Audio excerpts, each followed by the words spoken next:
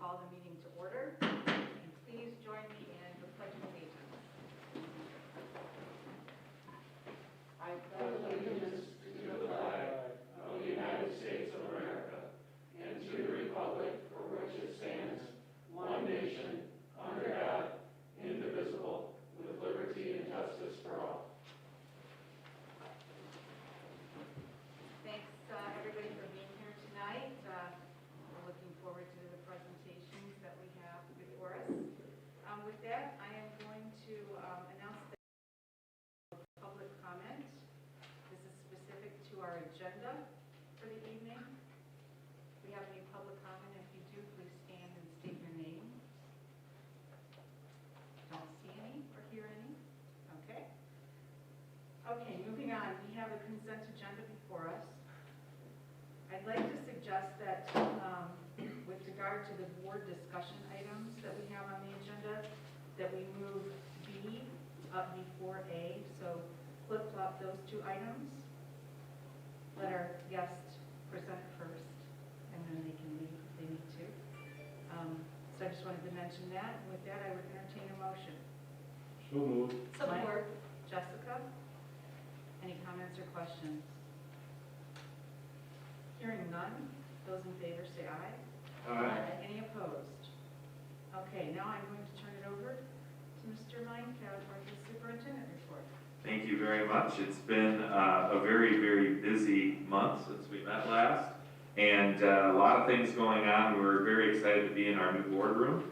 One of the things that we will just kind of put a disclaimer out there, Travis and Zach have done a great job getting the technology available so that we can stream, and we're welcoming everybody who's tuning in remotely today. One of the things that we don't, for just for board members' sake, if there's particular seating arrangement that you prefer or a seat you'd like to be in, I try to put you where I think you'd like to be, but if there's something different, certainly let us know and we can accommodate that. We have put an order in for nameplates. Obviously the ones up front are just temporary for now, but we're excited to be here. And for those of you that are joining us tonight, and then also for those that are joining remotely, recently some of the health department orders have changed. And as it relates to public bodies meeting boards of education fall into that group, there is no longer a limit on gathering size for public bodies to meet. So with that also comes the expectation that in order to participate in the meeting, you would need to be present. So we would ask that if you'd like to address the board, speak with the board, we welcome that. We welcome you to be here. We want to hear from you. We'd love for you to come see our new space. And so that is why we will allow for two times for the public to participate in the meeting throughout each meeting, and that has to be in person. So we're excited and hope that you come visit us at an upcoming meeting. It's nice to see the spring arriving. The weather has been up and down like every Michigan spring, but there's actually a lacrosse game going on right now at our new field. And there's just a lot going on in the district and lots to update you on. Before I get into my formal report, I would like to just address, I know I acknowledged that Joanne is going to be retiring here in June, and she's been such a great asset to the district. And we've been through many discussions internally, and I wanted to introduce to you who the new superintendent secretary is going to be. And so she's here with us tonight. Sue Gould is with us. She has been with the district for quite a long time. She's a Swartz Creek person through and through. She's had children that are currently in the district and have graduated from the district. And she's going to do a fantastic job working with you as a board, working with me as well. And so I'm pleased to have her on board and just excited to work with her in this capacity. So I thought I'd give Sue just a chance to introduce herself to you and welcome, hopefully, her to the team here from all of the board members. Yeah, hi, thank you so much. Like you said, my name is Sue Gould. I have worked for the district for 14 years. My husband attended Swartz Creek schools, and all three of my kids went through the schools also. I'm really so thankful for this opportunity, and I look forward to getting to know you. I know some of you already, so I do look forward to meeting you and getting to know you, and also thank you again for this opportunity. I'm really looking forward to it. So she's gonna start working up here with Joanne. So our plan is that in the May board meeting, Joanne will still be doing predominance of the work, and Sue will sit next to her and kind of work alongside. The first board meeting in June, they'll do it together. And then the last board meeting in June, Sue will kind of take over and Joan will be there for any emergencies. But that's kind of our transition plan at this point. So looking forward to having you, so thank you. This is a busy time as it relates to testing. We're going to talk a lot more about quarantines here in just a second, but aside from that and the contact tracing and everything else that's going on, we've got a lot of testing. So the state of Michigan applied for a federal waiver for elimination of testing, standardized testing and state accountability testing this year. That waiver was denied. We are required to offer assessment to all kids, and so we are doing just that. And so we have kids at all levels that are testing. This week in particular, the high school has been testing a lot of the SAT work, PSAT work that's going on. It's a busy time. In addition to the high school testing, obviously K through 8, we have our M-STEP, our state test that has been required, and our kids are taking that. Most of that is done digitally on a computer, but still getting that scheduled in the midst of a very busy spring has been a challenge, not least to say trying to schedule testing when kids are in quarantine. So I'd like to address a little bit of our current state in Michigan. You know, the governor spoke again today. There have been several updates. Michigan is seeing a very high surge in cases at this time. And so as a result of that, we're seeing a lot of quarantines. And I'm going to talk more about the specific numbers when we get into our continuity learning plan discussion tonight. But one of the conversations I had with a few parents this week was about the consistency the district is adhering to as it relates to our protocols. And so I'll give you a couple examples that could be very confusing to a parent or to a community member. If you had a student that had come into close contact with another student that had tested positive for COVID-19 a month ago, your student would be quarantined for 10 days.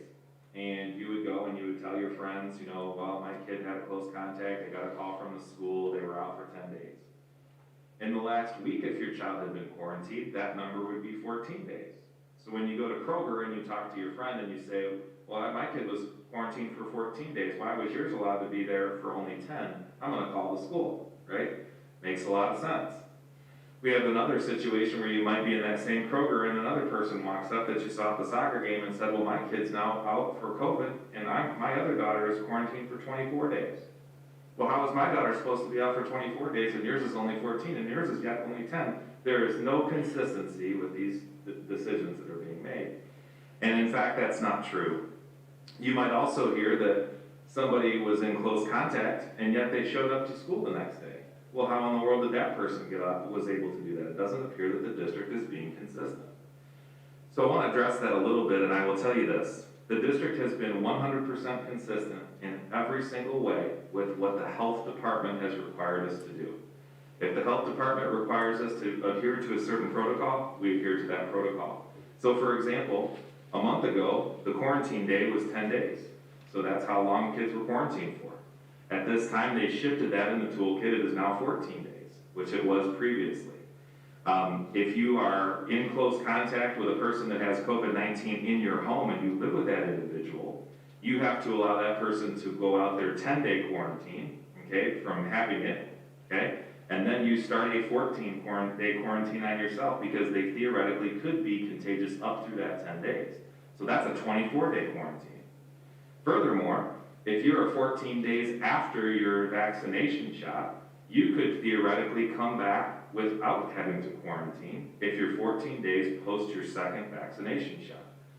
All of these variables are just one tiny slice of the complexity that our principals are dealing with on a daily basis.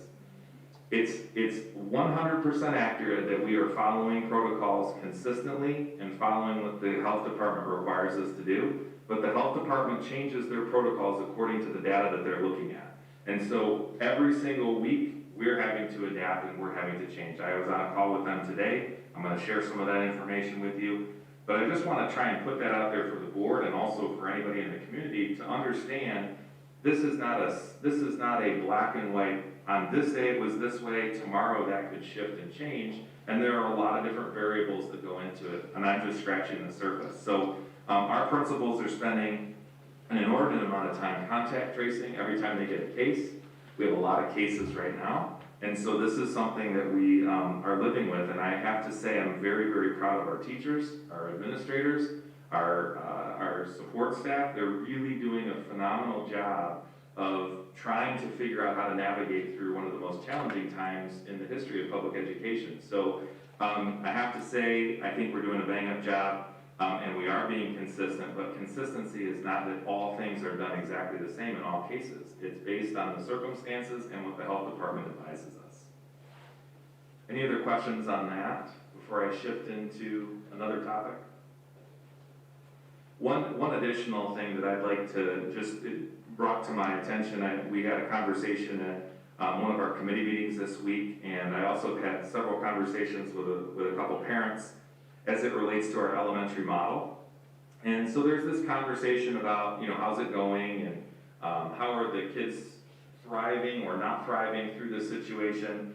And we had a report a couple months ago from Principal Preer and also Principal Ashbrook, and we are going to invite Mr. Simonson from Elms, and we're also going to invite Ms. Wildy from Cyrene to come, and they're going to provide their perspective coming up in another month or two as we continue to provide you updates about how things are going with that model. We've committed to keeping you updated on that, and we will do that, and certainly they'll provide you with a presentation shortly. One thing I will say that's very challenging, because I was talking with the parent this week, and they were saying, well, is it better or is it worse? Are kids thriving, or are they doing poorly? What's the deal? And I think my simple answer to that is that I don't know, and I don't think anybody could possibly tell you that, because quite frankly, comparing this school year to any other school year is comparing apples to oranges. So if I were to try and say, well, students are performing better this year as a result of this model, how do I know that it's a result of that model, right? So any good study, you have to be able to look at what are consistent variables and what are things that change. This year has been filled with so much change. How would I be able to say that it's a success or not a success based on the data that we have when looking at the fact that kids are not eating in the same lunchroom together, they're not going to recess together, they're being cohorted, they have totally different learning environments where they're not touching the same supplies. There are so many variables that are going into this year that it's very difficult for us to jump to that type of a judgment. However, we are committed to continuing to let you know how it's going. There have been some bumps in the road, there have been some things that have gone well, but we're going to report that throughout the rest of the spring and into the summer to keep you posted on how it's going. And so I'm excited to hear Principal Wildy and Principal Simonson's report coming up in just a month or so. I would also just like to update the board that schools are going through the scheduling and staffing process right now. This is a part of our year where we're trying to solicit input from students and parents on what they would like to do for the fall. This year is going to be a lot more simple in terms of how we structure things. We've learned a lot through the year and what works and what is challenging. And so we are offering, obviously, as we've put out there, an online and a face-to-face modality. Not surprisingly, we're seeing a vast majority of parents requesting the face-to-face modality, and we continue to plan accordingly. So our goal is to work through the staffing process. By the end of next month, Memorial Day is kind of our soft target. That's our deadline that we committed to giving teachers their assignments for next year. And so we're pushing to that end, and we'll be working with them over the next month, a little over a month, to get that accomplished. So lots going on. There'll be more that I can talk about later, but I'm very, very impressed with our team working through a lot of very challenging situations. So thank you. Thank you very much. And I know it's a lot. Thanks for sharing all the detail. I do have a question. You are going to talk about athletics or no in your report? Yep. I'm going to talk about that during the extended continuity of learning plan discussion. Great. Great. Okay. Any other questions from board members? Just one. Sure. Ben, what's the estimated modality rate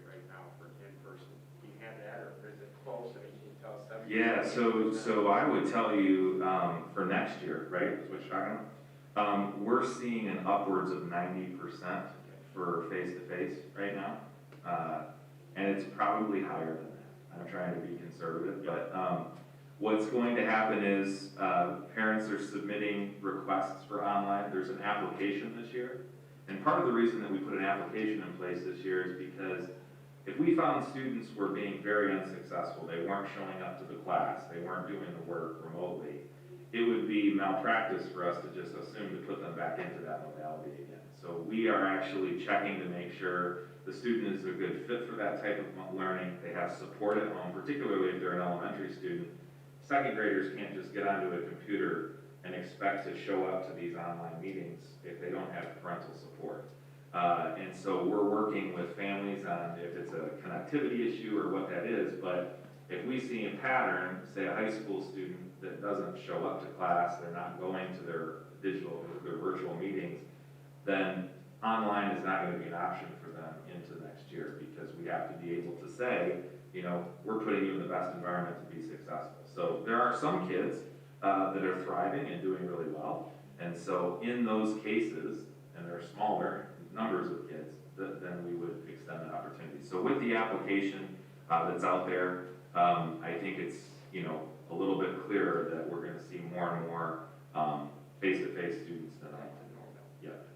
Thank you. Yep. Thanks, Chuck. All right, I did not see Brendan. Is he not with you? He is not with Okay, us this all Okay, right. thank you, sir. Hello, shake I your don't. hand. That time has come and gone. We won't ask you to step in. All right, moving on. Number 7 are your informational items regarding employment. And then moving on to our board subcommittee reports. Let's start with policy, Brian. Great. I want to thank Jessica for taking notes for me. I wasn't in person at the meeting, but I was remote. It was a lot easier. So thank you very much, Jessica. You're welcome. That was a 3-hour meeting, policy workshop it was, and that was Tuesday, April 6th, from 6:30 p.m. to 8:32 p.m. We were called to order, and we discussed very thoroughly, at least 3 hours, the truant policy discussion, review, and recommendations. We went from policy checklist discussion, we discussed policies 3102 through 5414, and submitting recommendations, recommended options. Superintendent Ben Micah recorded recommendations and alternate policies for further discussion. We had no public comment, and we were adjourned at 8:32.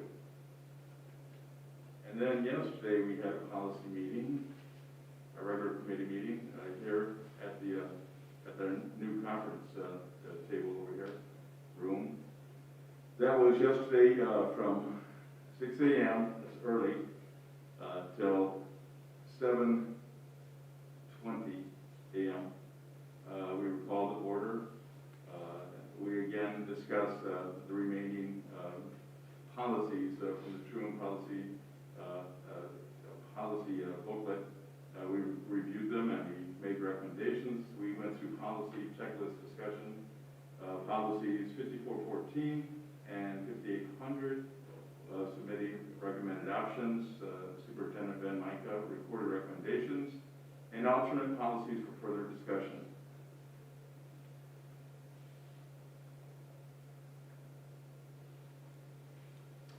There was no public comment. We were adjourned. Anybody have any questions? All right. Thank you. Thank you, Brian. We also met for academic achievement yesterday, Tuesday. I don't want to go into depth here because we're getting our summer school update tonight, but Rod did give us an overview of the plans for this summer. There'll be a 6-week program held 4 days of the week, beginning July 12th. The program will be covered by the ESSER 2 funds, which I realized I left out an S here on my report. It's actually ESSER.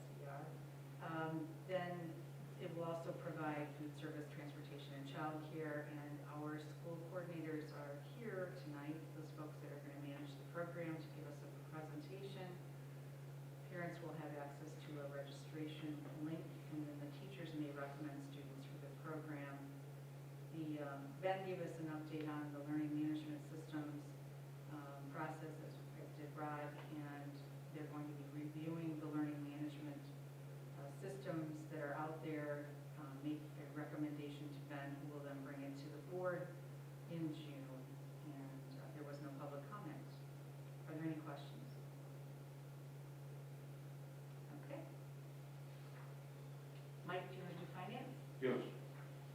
Finance Committee met on Monday. The cash and investment summaries on the website for review. We reviewed the bond report, and the copies in your packet for review. Good news, year to date, we have earned $113,101. Over the life of the bond, that amount is $1.2 million in interest. We discussed the current and pending quotes and bids. The siren walk-in cooler bids are in and will be voted on tonight. There are a large amount of Title I orders for printers, monitors, STEM supplies, books, etc. Being worked on by Chris. We had extensive discussion on the forthcoming CARES, Coronavirus Aid, Relief, and Economic Security Act funds. Briefly, we will be receiving approximately $6.5 million from ESSER Elementary and Secondary School Emergency Release 2 and 3.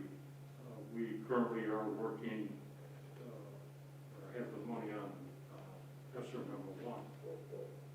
There are 15 allowable use areas for this money, and the district will be submitting a broad use plan to the state for approval. The check register has been reviewed and the following noted. General Fund, 213 checks in the amount of $547,109.20. Payroll, 18 checks to $2,487,685.07. Building and site, 2 checks in the amount of $1,150. Food service, 9 checks, $99,829.12. Student account fund, 19 checks in the amount of $16,533.56. Bond, 5 checks in the amount of $504,494.98. There were no public comments. Jessica Lagange stated that she had received a request from a parent seeking clarification concerning the 1920 and 21 budgets regarding school structure changes.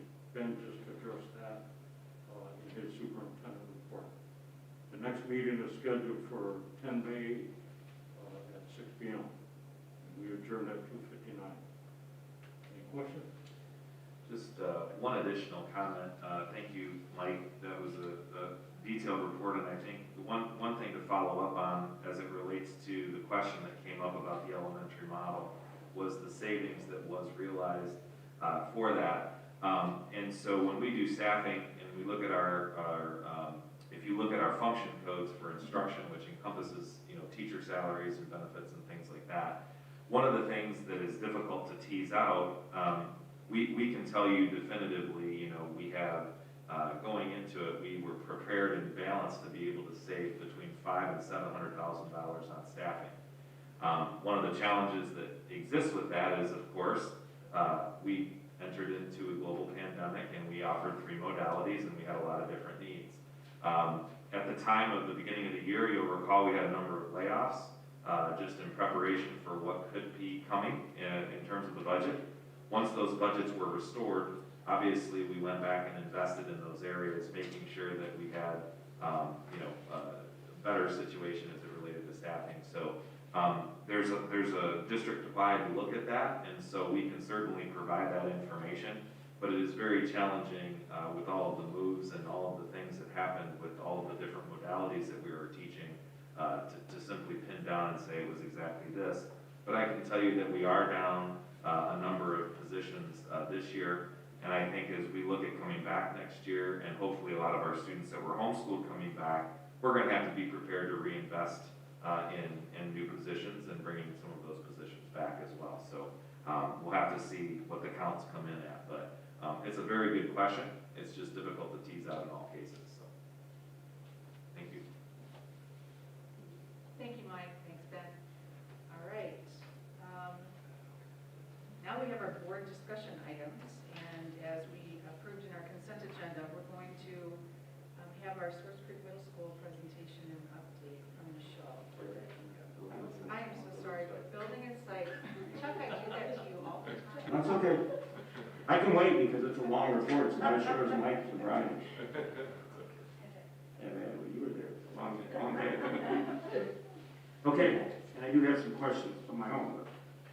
First agenda item, when we met at April 12th at 3:03 p.m. Present was Mike, Jessica, Brian, Ben, myself, Rod, and RC, and Chris Gray. First agenda item was the siren tunnel. It was discovered by maintenance personnel that the siren tunnel had a leak, a moderate leak, and was repaired. The drain was relocated. The cost for this was $3,100. A new drain was alleviated the leak into the tunnel. Second item, high school parking lot. Ben stated that he wanted the high school parking lot was in need of some maintenance due to the ongoing construction. RC agreed, and RC had contacted a company named King Curbco that's local here. They swept all the debris up and was removed from the area. That was not needed. That cleaned up the lot. They made sure all the nails and screws were gone and that type of thing. The lot still requires some pothole repairs to hold the district forward to next year when the high school lot is slated to be completely replaced. The cost currently was $3,900 for the maintenance. Third one was a chain link fence slats. The chain link fence around the bus garage will have the slats repaired and or replaced. This will help in not shining headlights into the neighbors' houses at odd times of hour, especially in the morning when the buses are moved and or leave early in the evening. Marsh boiler replacement. The boiler has already been replaced. It's complete and ready for operation after a few more site inspections by the state per RC. Styrene walk-in cooler, Mike already alluded to this. 2 bids have come in to replace the cooler at styrene. This will be a new exterior outside unit in the building. Outside the building, this is due to space limitations. The cost is approximately $49,000 for the cooler only. There also will be a cost for concrete and electrical work involved to house a new cooler unit. The old cooler unit room will be converted to dry storage, and this cost of this project will be utilized from the food budget line, which there's a little bit of excess of money in there according to Chris. Athletic stadium and health inspection, mechanical plumbing inspection should have been done on April 13th. I don't know if that occurred or not. For the bathrooms, the athletic room, locker rooms, and hopefully the students will be able to start using those. The concession stand area will be inspected by the health department within a week, and then hopefully that will also be operational for the students and the staff. So far, so good. Yeah, we did pass all of those inspections. We're just awaiting the health department inspection for the concession building at this time. Okay, good. This is one I have a question on because I got some quotes here I wanted to discuss. The administration landscape. Discussion on the fencing and landscaping. Ben said they're trying to get quotes from different contractors as requested by some of the building site committee members. There were several bids that were presented to the building committee, which are included. I have them here. I don't know if it's in everybody's board packet or not, for landscaping and for full board review. So I'd like to stop there. Do we have the packets? I have them, but I don't know if everybody else has. I don't know if they were included or not. No, I don't think they are. We could send those out. Okay. I kind of wanted to make a motion that we hire one of the companies today. If it's okay with Madam, President. But we can wait till open discussion on that. Yeah, you certainly could. You could do that at any time. Those fall under the bid threshold, and they also fall within the currently approved budget. So you could, if you'd like, to make a specific motion, obviously. But one of the conversations that I know we had at the meeting, and Chuck is describing, a lot of times what happens at the school is landscaping is an afterthought. We do these construction projects, and then it's like, put a bush there, we don't have, that's not a high priority. And so one of the things that we discussed is if we had somebody local who could do, we did get some quotes, and we could move forward, but one of the conversations that we had was there are some local landscaping people who would be happy to possibly provide us with a look at, district-wide, what we could do for landscaping. And so, I think we were gonna maybe try and reach out to a couple of those. But you did, okay. Yeah, well, in charge of building committee, I did, I reached out to Agriscaping. Oh, good. Because he has a master's degree in landscaping, design review, and he's bonded and insured to do that. Because I know that sometimes we take the lowest bid, and some of these individuals, that's really not their forte, and we spend all this money on schools, and I think all the landscaping should look the same. They should be architecturally agreeable to each building, instead of having this building and that building look different. But I reached out to one of the local guys, Agriscaping, I don't remember his name, help me out, Brian, Joe Kugla. And he said for a very small fee, he would reach out to you and do a design for all the buildings, Great. so they look the same. And then you could put it out to bid, so we could do it as one bid. So I think that would be more efficient for the school district and be more aesthetically, Yeah. in line with the building. So Yeah. hopefully we can vote on that today, or vote on one of the bids, one or the other. Whatever this board's pleasure. Next one. Any questions on that one? I know that was kind of long. That's good. Okay. Next one was the administration fencing. Several bids are also included for fencing, which are included in the board package, or I have here. Review, there was discussion also who actually owns the old fencing. There's approximately 400 fence that has to be replaced at the back of the school property along the administration building. There's gates, and there's some places that have access limitations. And we had several bids in there. Yep. Before we move forward with anything on the fencing, we're gonna have that property line shot from the surveyor to make sure that we know where that lies. Right. My concern with this is that we had some bids come in from other people that aren't fencing people. And I researched it just a tad, and the problem with, and I know RC's trying to do a good job and trying to get us the best bids he can, but when we use bidders, or we use vendors that aren't specialized in this, for example, a lawn maintenance person. I'm not 100% sure, but I'm 99% sure. If we hire somebody that's not certified in that specific field, and they do that work, and something happens, I think, and I'm almost positive, that their insurance is null and void, and our insurance may be null and void. So, which meaning that we hired a plumber to do electrical work, and the place burns down, and then we go back to the plumber and say, hey, you have to insure this. And then you're not insured for that, so they get rid of his insurance policy. Then they come back out to school, and the school is gonna say, you hired a person that was not certified in this field of expertise. So I know RC gets a lot of bids from a guy that does a lot of work for us, but I don't know if he's so much bonded and certified in all these different jobs. So I just don't want to put the district in harm's way liable, so we have to be careful about we start hiring people that are certified in that specific field. You know, you can't have the brake guy do the transmission job or vice versa unless you're certified in both fields. Sure. Or that will be in big trouble. So that was one of my concerns, but if we're gonna wait on that, if the line's done, that's fine. And then school door signage, signs were designated for some doors, designed for the new doors that were changed, and they are added at the different buildings, and they're already being posted soon, and they're the ones for the new doors, or doors that were changed underneath the new building code. We didn't have any public comment, and we did have some discussion though on Mary Craple. Yeah. And Mary Craple, I reached out, and Ben reached out, and I think that there was some unofficial bids brought into the district where it would cost approximately $200,000 to $250,000 if for some reason that company does not come through and buy the building, where maybe we could, it's probably too late to refurbish it, but maybe take it down, turn it to virgin field, and put a soccer field, a lacrosse building, or some tennis courts. And we ended at 3:45, and as I said, there was no public comment. I believe the next meeting is on May the 10th. I have a question. It's about the high school parking lot. You didn't say if we had any bids for the pothole recovery or not, do we? Or do you not know? No, we don't have any bids yet, and that's going to be up to RC to go get bids on it or do it himself.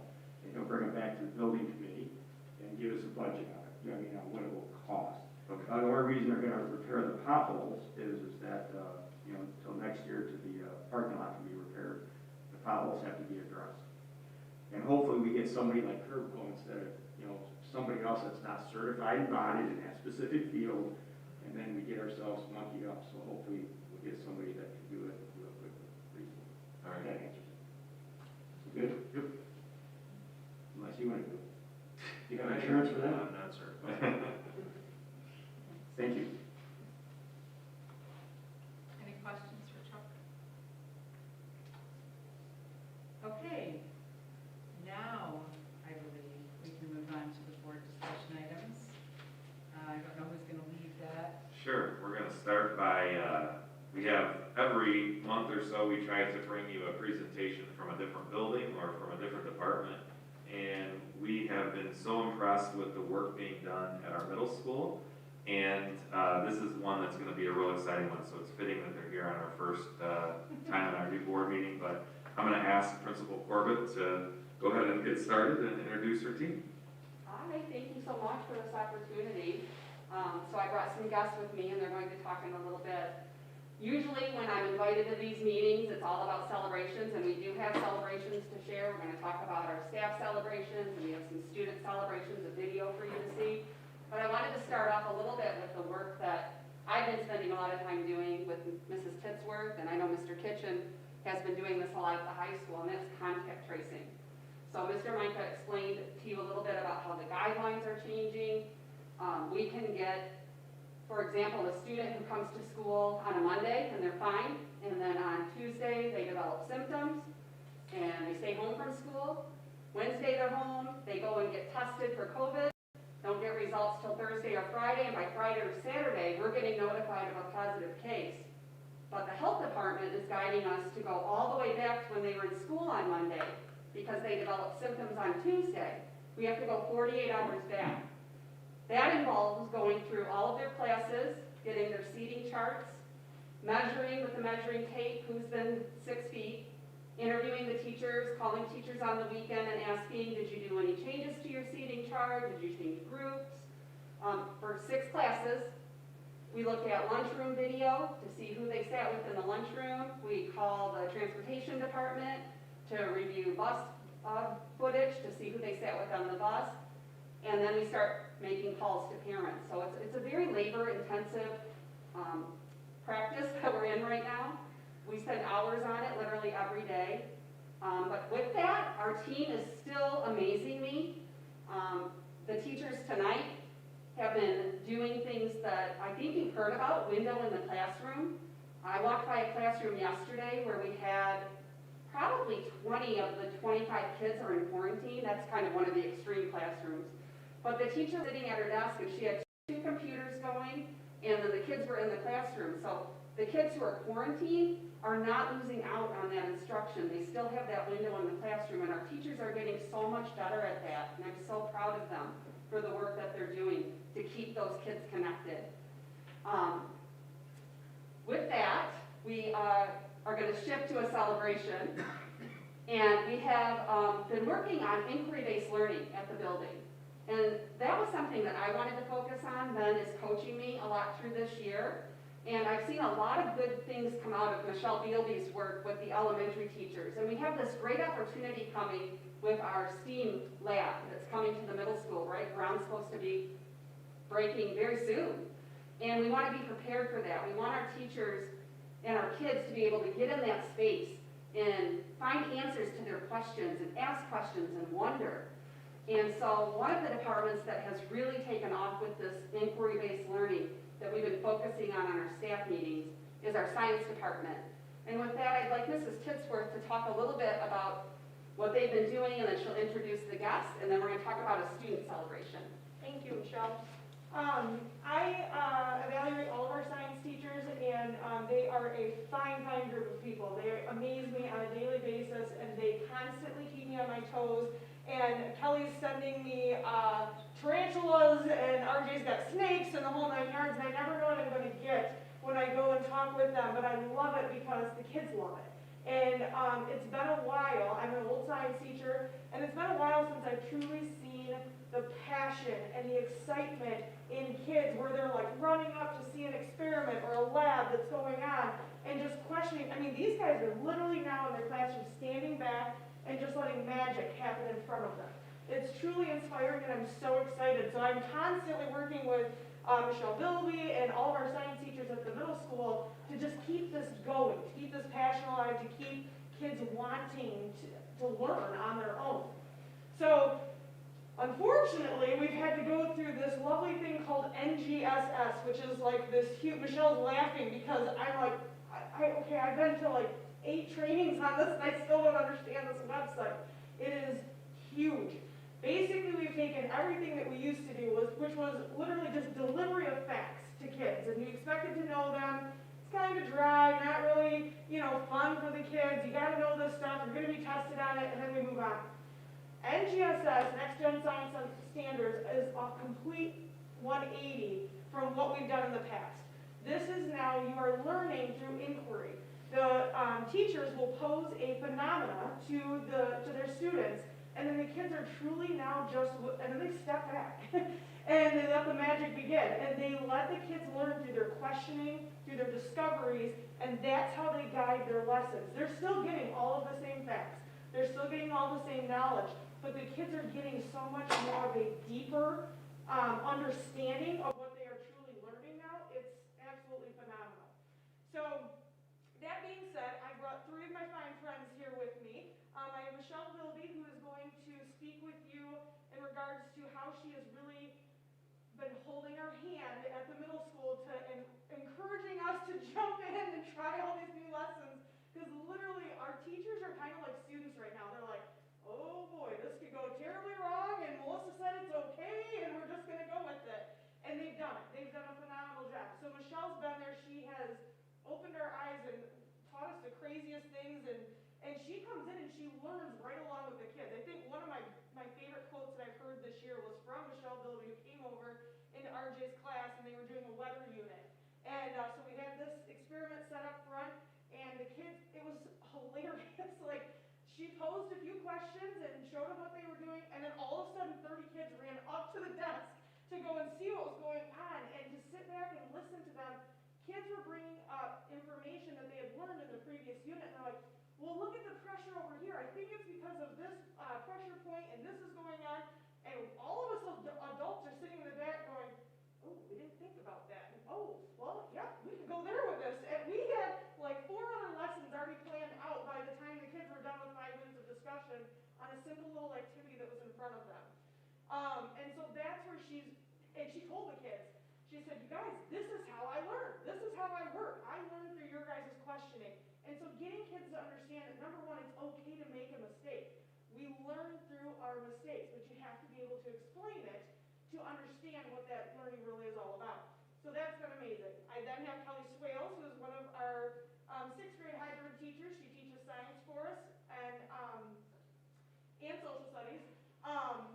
And she is going to teach, or she's going to talk a little bit about, she's going to give you a snapshot of what a storyline is. So science is supposed to be taught through storylines now. And it's like I said, it's a complete 180 from what we've done in the past. So she's going to talk about that. And then RJ is new to us this January, and he has been an amazing addition to our middle school.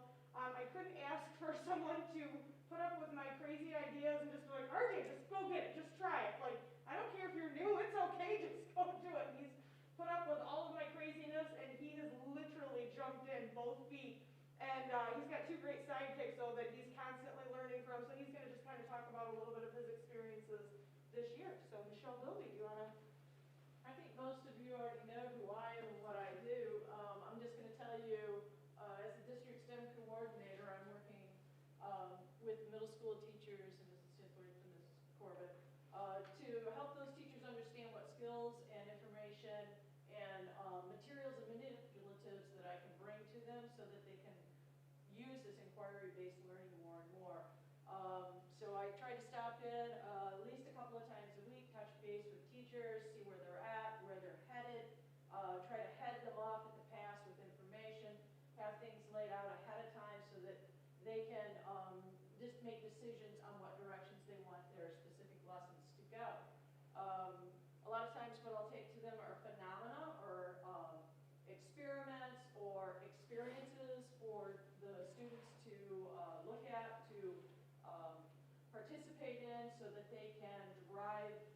questions and their wonderings, and those wonderings and questions are what teachers use then to guide their lessons and their direction. So that's kind of what I've been doing for them lately. I'm going to let Kelly talk a little bit about an NGSS storyline. So Michelle's awesome. I'm in contact with her daily.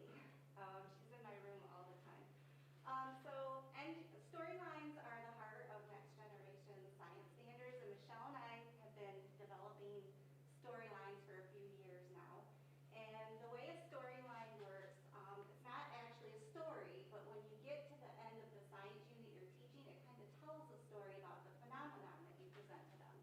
So for instance, right now in my Earth unit, I presented a phenomenon. I showed them a video of Mount Vesuvius erupting over Pompeii.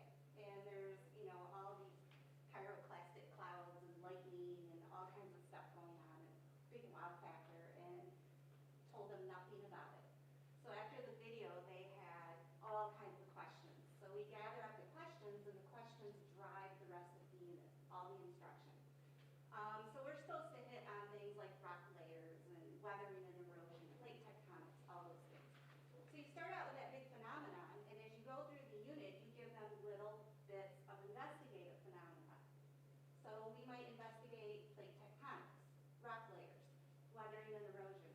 And every time you do one of those smaller investigative phenomena, they unlock a little bit of information about the big phenomenon.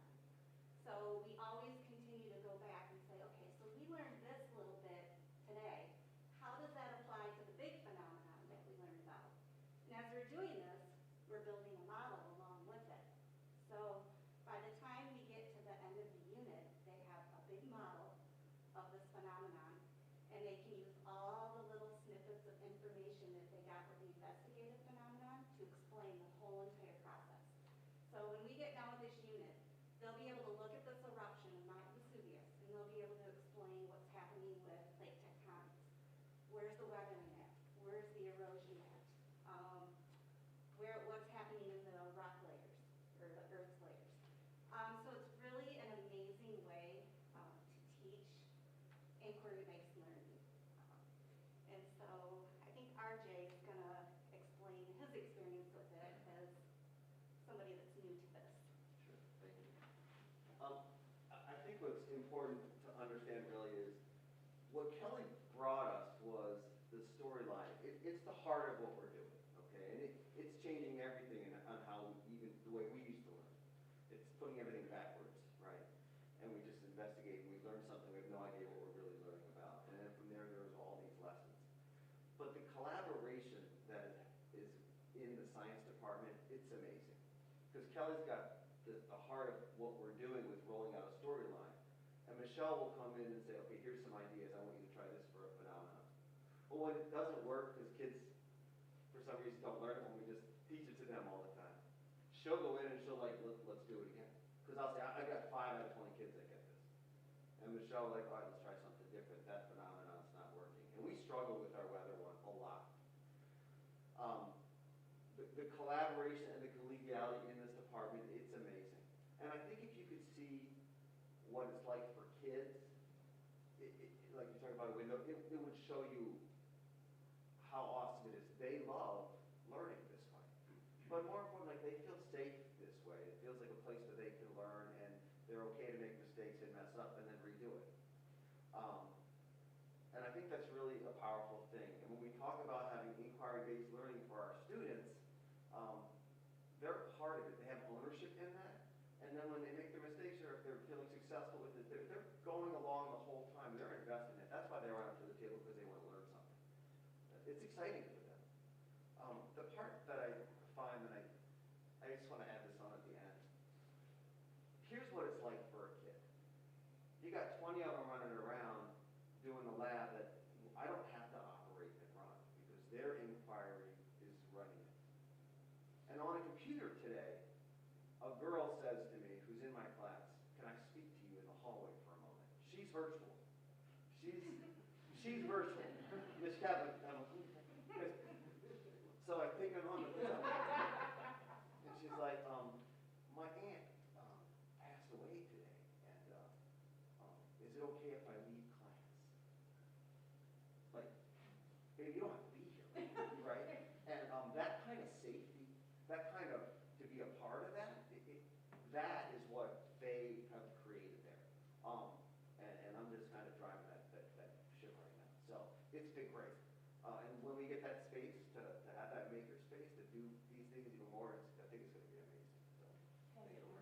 Yeah, just real quick, just so you kind of have a bigger idea of the collaboration that this department has done this year is, I had this brainchild and I'm like, oh, how am I gonna get this to work? Like, we have COVID, we have this, we have not a lot of time.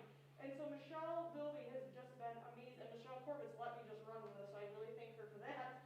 But Michelle Bilby has really helped me in, like, we have these ideas and we find ways to make them work.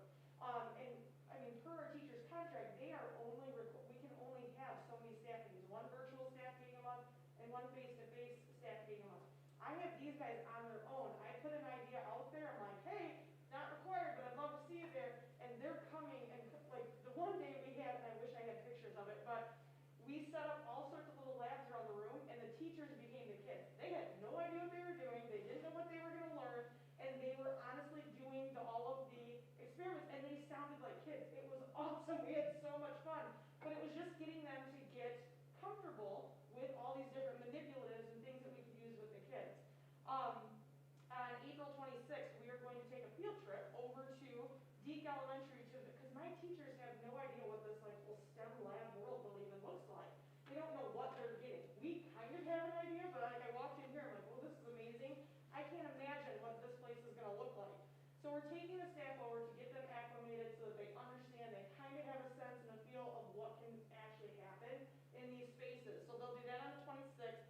And then if COVID could get out of my way, I have where they are going to meet together at grade level partners and actually start creating a storyline with each other. I just have this like sub shortage and contact tracing seems to keep getting in my way, but we're going to try to get that one out by the end of the year. But the collaboration that they've been doing, which is a big part of our teacher evaluation tool, they are knocking it out of the park. The student engagement that I see in their classrooms right now, I would love to have any of you come in. Please give me a call and say, hey, when would be a good day to pop into one of your science teachers' classrooms so that I can come and see? And then I want you to literally go in there and not talk to them. I want you to go talk to the kids because the stuff that they say is just mind-boggling right now. It's amazing. So please do call me at any point and ask if you can come in and see, or ask when you can come and see one of our teachers. Thank you so much, all of you. So Teacher Appreciation Week isn't until the first week of May, but I encourage you from what you've heard tonight, between COVID and contact tracing, and they're still champions for kids, reach out, let the teachers know that we appreciate them. They are just blowing our minds. The inquiry-based learning is not only happening in the science department. I was in with a math teacher 2 weeks ago, videotaping him doing a lesson on the Pythagorean theorem by digging a tunnel out of Auschwitz. And it was amazing, and we used that for our teacher lab. I know you heard about those last month, I think, or 2 months ago with Mr. Kitchen. The middle school is also doing teacher labs, and so teachers watching each other and learning how to get kids asking questions has really helped with student engagement in our building. And speaking of students, our final celebration is on video. You see it. We are trying to keep all our students connected. You know, we have quarantines, right? I think we're at like 143 kids today who are quarantined, and like 700 or 800 this year. So to keep them in touch with each other, our video production class / yearbook class has switched to all of our announcements are done virtually. We have video announcements every day, and this is a first for Swartz Creek Middle School. I'm very proud of Ms. Bell and the students. You'll hear her talk in this video about girls. Only girls picked the class, but maybe that will change next year. So this is about a 4-minute video, and you can see how our students are working hard to keep everyone connected. Welcome to our yearbook class / morning video announcement class that it's turned into. This year we have the yearbook girls who tackled the whole project of getting the yearbook completed in the middle of a pandemic, and all tasked with creating our video announcements for the morning. So this is kind of how we do things. So when class starts, we all come together, we have like a little powwow meeting, and then I tell people what their assignments are for the day. So today, Issa and Avery, you are hosting. Gracie, you are shooting the video. Caitlin, you are assisting. And today our pledge volunteer is Mr. Gabe Hopper. So now they're gonna head down to the podcast room. Ready? Good morning, Dragons. Today is Wednesday, April 7th. Today we have Gabe Hopper, an 8th grader, to lead us in the pledge. Please rise for the pledge.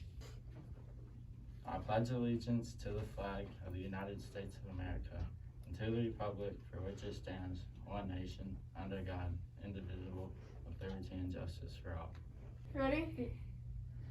Have a great day, Dragons. Remember to be committed, respectful, responsible, safe, and kind today. We are Creek.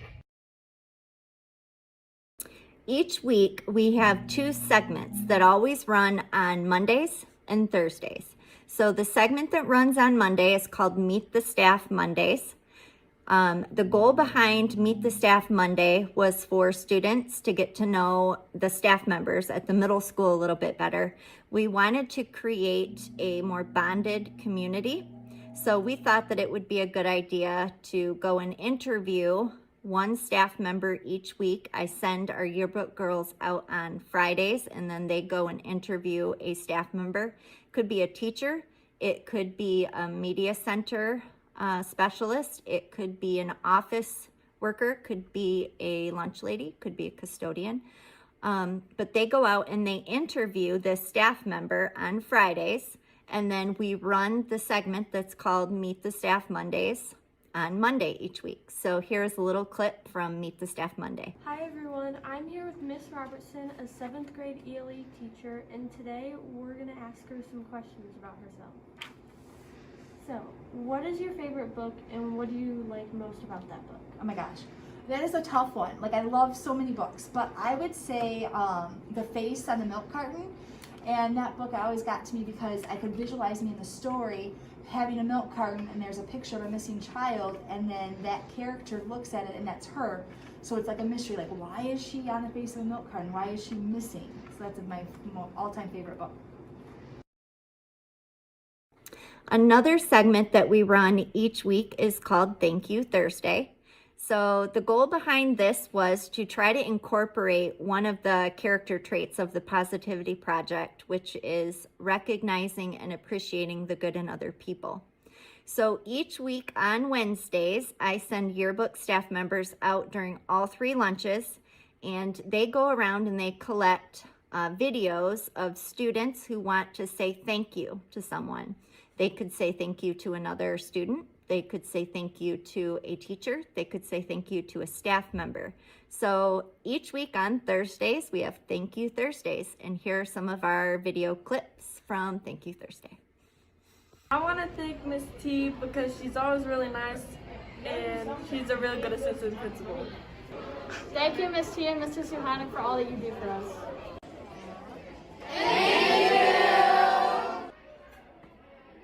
We hope that you've enjoyed your behind-the-scenes look at how we create the morning announcements here at the middle school. Thanks so much.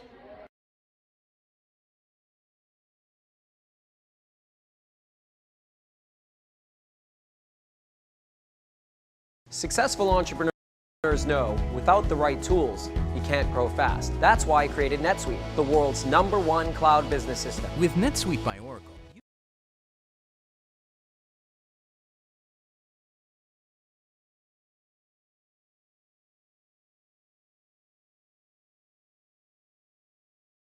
For all of their support for our students this year. So again, thank you to our teachers, Mrs. Beobe, Melissa, and Ms. Bell and the kids for presenting, and we'd be happy to answer any questions that you have. I have one that, if that's okay. You said you're tape recording some of the STEM training. Maybe you could, did we ever see a video of that? Maybe you could like get a 15-minute clip, and they said they're all excited, they're, doing all this. So why don't maybe you plan on videotaping that? You're already doing it and present it to the board in the near future, with everyone's approval, if that's okay, so we can maybe get a snippet of it instead of going and sitting in the classroom. I think it'd be beneficial Yeah, for us. we can definitely do that. Please, thank you. Thank you. Any other questions? Make sure it's a fun snippet, though. All right. Volcanoes, or what do you want? All the teachers were excited, so I want to see the same excitement when we watch it on the video from the kids. Thank you. So what kind of subject matter? I mean, are all the classes involved with the same subject matter at the same time, or are they on different levels and planes and disciplines? The different classes, do they all engage with the same subject matter? So like all 6th grade science? Yes. Yes, we tried, our goal from the beginning of the year was to be as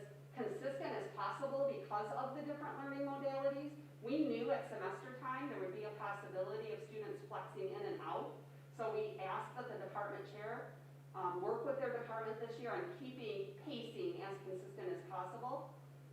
It's not always day-to-day spot on because they're kids and they learn at different rates, but they're trying to stay with the same concepts that they're teaching. So do you see some of the classes excited, a lot more excited and passionate about their, about the subject matter, or, you know, is there kind of a blend, or how does that work? I think the teachers that are the early adopters that have jumped in, like these teachers have feet first, those classes seem to have more excitement and more student engagement. I saw a lot of animation here today, and I think that animation and that passion would rub off with the students also, so I'm very happy to see that. Thank you. One of the other big things that I wanted to touch on that is so cool with this is, like RJ picked one of his goals this year was to work on formative assessment. And so he's really trying all sorts of different techniques that he works with me, like, hey, what if we tried this? And so he made mention that he called Michelle Bilby and was like, man, we did this lesson and 5 kids out of 20 got it. Like, I gotta do this again. They don't get this. So that's one of the really cool things is that the teachers are able to truly see where kids' learning is at and then go back and reteach or find a different phenomenon. Like, you're right. Sometimes you're like, the teacher's like, this is going to be so cool. And the kids are like, this is dumb. You know what I mean? So then they go back to the drawing board. They find something different to get that hook, to get the kids in. So that has been really, really awesome too. And then also in a year of where, you know, every kid is behind right now. Every single one of them across the world. So for them to be able to take these little dipstick checks to find out where kids are at, and then to not just move on. We're not leaving anyone behind. We're, okay, you don't get this, we're going to find something else for this group. We're going to challenge this group because we can take some of these other little phenomena like Kelly was talking about, and maybe this group, they're ready to move on. So they can go and get a new piece of phenomena while, you know, RJ or Kelly go back with these other groups and give them some reteaching. So it's called phenomenon now, not a It is teaching a lesson. phenomenon. It's phenomenal. Yes, and it's phenomenal. Well, I really appreciate your passion. It's been a difficult year, and I truly appreciate everybody here's passion in this instruction. Thank you. More so than a question is comment. Number one, Ben looked over and said, "Are you eating this up?" when I was watching it. And I said, "Yes." I just went, man, you guys are so awesome. I was sitting here thinking about this. I really appreciate that you're not only pouring into the kids, that you're pouring into each other, because it's evident.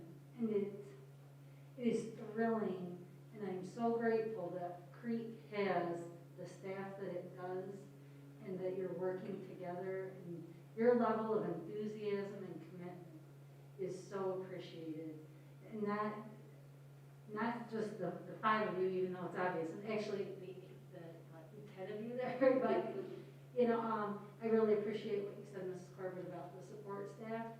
And the last thing I'll say as well is, since we've got a couple of the principals here, that I recently had a conversation with Mr. Micah about it, and you guys kind of don't always get the credit that you deserve. And I was saying, you know, like, professionals, when they're really good, they make what they're doing look easy, when it's really not. Anybody thinks that they can step up and do it, and you can't. And always, and you are doing a phenomenal job, and I just want you to know how much I appreciate it, and it was evident in your presentation tonight. So thanks for sharing and doing all that you do. Thank you so much. That's all, thanks. I just had one thing to add to that, kind of bouncing off what Jessica said here. This team, I absolutely love this team. Obviously, Ms. T, I was a student under you. I know both Michelle's, and you two are new to me, but I can see the passion in this team. And as we know, passion breeds excellence. And so if we're breeding excellence in our teams and our students, I absolutely love that, and I adore it. And Melissa, I will take you up on that offer. I will come into one of our science classes. I'd love to do it. I'd absolutely love to come in. I'll give you a call sometime in the next week to set that up. I'd love to do it. I just, more than anything, I'm glad we're doing this. This is a great way to learn. This NGSS, I believe it is. Yes. It sounds amazing. I believe in our high school, Miss Warber kind of teaches like this. And it's one of my favorite ways of learning, I know. So if we're getting students this passionate about learning, I'm fully behind it, and I love this, and it's great.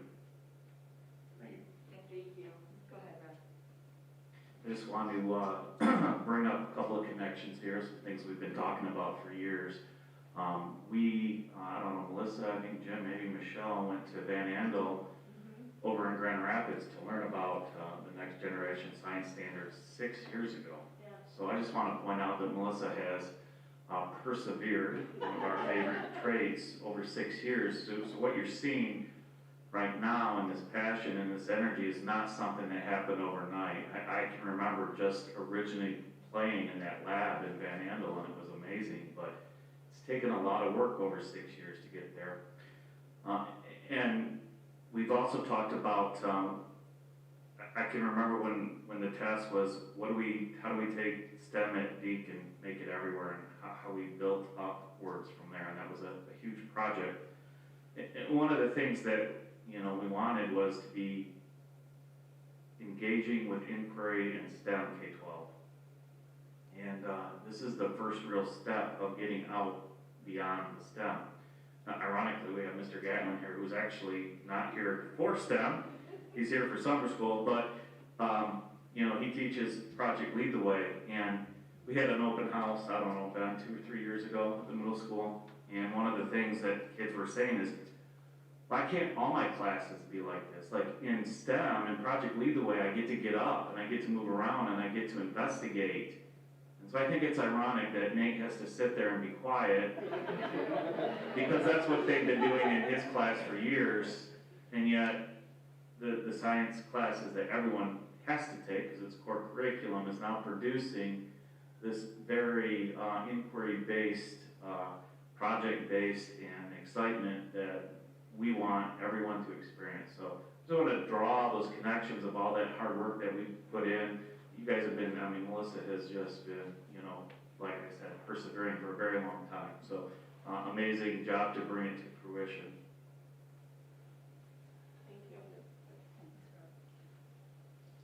Thanks, Rod, and thanks, everybody. And I just want to reiterate what everybody has said. As somebody who comes from a science background, this is so exciting. I can't imagine what it would be like if you had your masks off. Your smiles must be this big underneath there. I will also take you up on it. I would absolutely love to be part of that, not to just observe, but to actually interact with the students if it's possible. Oh, absolutely. And I can't believe it's been 6 years, Rod, because I remember when the conversations were taking place. And Michelle, thank you for all you do to support everybody. You know, you're so amazing in what you do. And we talked about Deke back in the day, and look where it is. And I cannot wait for the STEM editions to be completed. And for the students to actually be part of that, and to take your teachers there and to actually see at Deke what's going on is so, so exciting. And we're going from robotics and fish to whatever. I do have a question for you, though, Kelly. You talked about the inquiry-based learning, and that they ask the questions, so that the volcano erupts, they ask the questions. Do those questions then evolve as the process goes through? Because they were asking questions based on limited knowledge, possibly. Do they then add questions to your bucket that then additionally informs your learning going forward? Yeah, so we have chart papers for each class, and they've got Post-its all over it with their questions, and as we answer one, we move it to the other side that it's been answered, and then as we go along, more go up. And then by the end of the unit, if there's any that we didn't touch on, those become more investigative phenomenon that we kind of extend, you know, out to other, you know, different situations and labs that they can do. That is amazing, just amazing. Thank you to all of you. I can't say it enough. I know on behalf of the board, thanks for all that you do. I know, Michelle, you have contact traced over 600 people, but, and I just can't imagine what that has done to your life. But I know that reached out and wanted to hire me. I just want to thank all of you and for all that you do, and I know you represent the staff, but thanks. Thanks, Nate, because I know you're part of it too. Yeah, he's ready to push his sleeves up and get in that Yes. team position. Thank you. Thank you so, so much. And I love the idea of bringing a video back if we have the students' permission to do that. It would be helpful. Of course. Thank you. All right. So you're free to leave if you must. Carrie, I have one more question. Morning, Ben, just a short question. Concerning contact tracing, with all the work that our principals are doing, their assistants and teachers, in that new grant money coming in from the feds, do we have something temporarily where we can hire an employee where we know it's only for 12 or 24 months while this is going on, to put somebody in each one of the principal's offices, so it frees them up so they can do the contact tracing? I think there was some grant money in there, and I know it's short term, where we don't want to have a legacy cost where we have somebody working for 10 years for us, which we only hired 2 years for grant money. But that's something that we're going to have to look at, I think, as a board, and I guess put you to task on it, Ben, to see if that grant money can be used to put one person in each one of our principal's offices at all the buildings and say, your job is to work with the principal simply to do contact tracing, so all our other people can get back to their normal duties and concentrate more on staffing, teaching the children. And I don't know if that's possible, I'm just throwing it out there, but, you know, I wrote a lot of grants, and I'm just thinking about that now, that maybe that could help our staff immensely. Yeah, so I love the idea. I think it's a great idea, and one of the things that we talk about all the time, and Rod and I have been doing a lot of work lately on, is how do we support principals. Principals are probably the most misunderstood group. They're oftentimes viewed as the person that walks around with the ruler tapping their knuckles, you know, and it is not at all that. And so a lot of times people will say, well, what would you say you do? And it's hard for them to even equate, because there's so many varied things. And so yeah, we are doing a lot of work around how do we support them and how can we continue to add resources. So the money that's coming from the federal grants that are coming in have a lot. There are 15 key areas. Right. One of those areas actually addresses specifically the principal and what the principal needs to be able to equate their job. So I think there's going to be an opportunity, especially as we roll into next year, to look at that and see what can be done. Even if it's short term, just to get us through this. Thank you. Thanks again, guys. Thank you. Now you may leave it. Thank you. Thank you. Well, give them somebody that doesn't. Okay, next on our agenda, we have the extended continuity of learning plan that we review and update each month. So I have for you just your data packet that I give you each month that has updated numbers. I'm going to address a few things today that may just be a little bit of an update comparatively to what we normally see. This last month has seen a tremendous spike in our case counts throughout not just Genesee County, but the state of Michigan. Carrie and I were talking this week, and Michigan is the #1 hot zone in the United States of America. If you look at the national map, you can see dark red all over our state, when the other states are pretty much yellow and maybe orange, which signifies that we have a significant increase in cases. The governor came out last week and suggested that schools go remote for a couple weeks. We had immediately convened a meeting with other county schools. I was very vocal in that meeting, and we also had representatives from the health department that had we've had conversations with, and they were very supportive of our decisions to allow parents to continue to have that choice. Obviously, as a board, every month, it's your responsibility and decision if you decide that we're going to change to remote learning for a period. At this time, we've been fighting so hard to keep our kids in school, and it's really awful when you look at the fact that we have 472 students that are currently quarantined as of this afternoon. And that's really hard. And so seeing teachers adapting and saying, well, we're going to let kids into our classrooms remotely, and as RJ was talking about, you know, the conversation he had with a student online, those are critical pieces to keep those kids that are quarantined there. In my letter to parents, when I suggested that the current time we're not going to be pausing, you know, because I knew we had the board meeting coming up today, I did get a lot of feedback from parents, you know, on both directions. Most of it was overwhelmingly positive. I think parents, even though the quarantines are in place, are requesting their kids to be in school. And if they're not requesting their kids to be in school, we are accommodating that at every turn. So if a parent says, I need my child, I'm not comfortable, I want them online, we're making that accommodation. And so as a result of that, I Also, will suggest that there's evidence that will say that when kids are not in school, they're at parties, they're at bonfires, they're at each other's houses, they're wrestling, they're doing whatever. And when they're in school, at least they're masked, at least they're, you know, in spread out areas to the extent that we can keep them. And it's a safe place. So I think the numbers are spiking. You'll notice no significant difference in deaths. So as numbers are rising, we're seeing relatively flatlined and very, very low death rate. Currently, hospitalizations are up a little bit from last week. You know, and hospitalizations across the state are up. One of the things that also is a little bit of an added layer here, and Melissa talked about it, I think, just briefly. Every single student athlete, about 400 to 500 students, every single Monday morning are coming in to get antigen tested.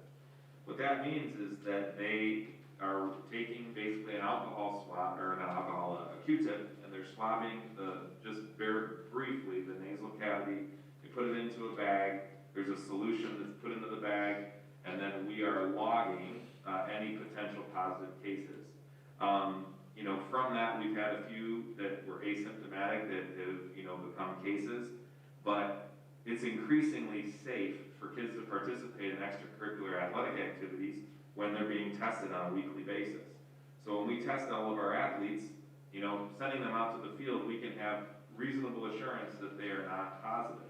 And so I think with all of the measures that have been put in place, we know a lot more about this than we did in the fall, where we're at.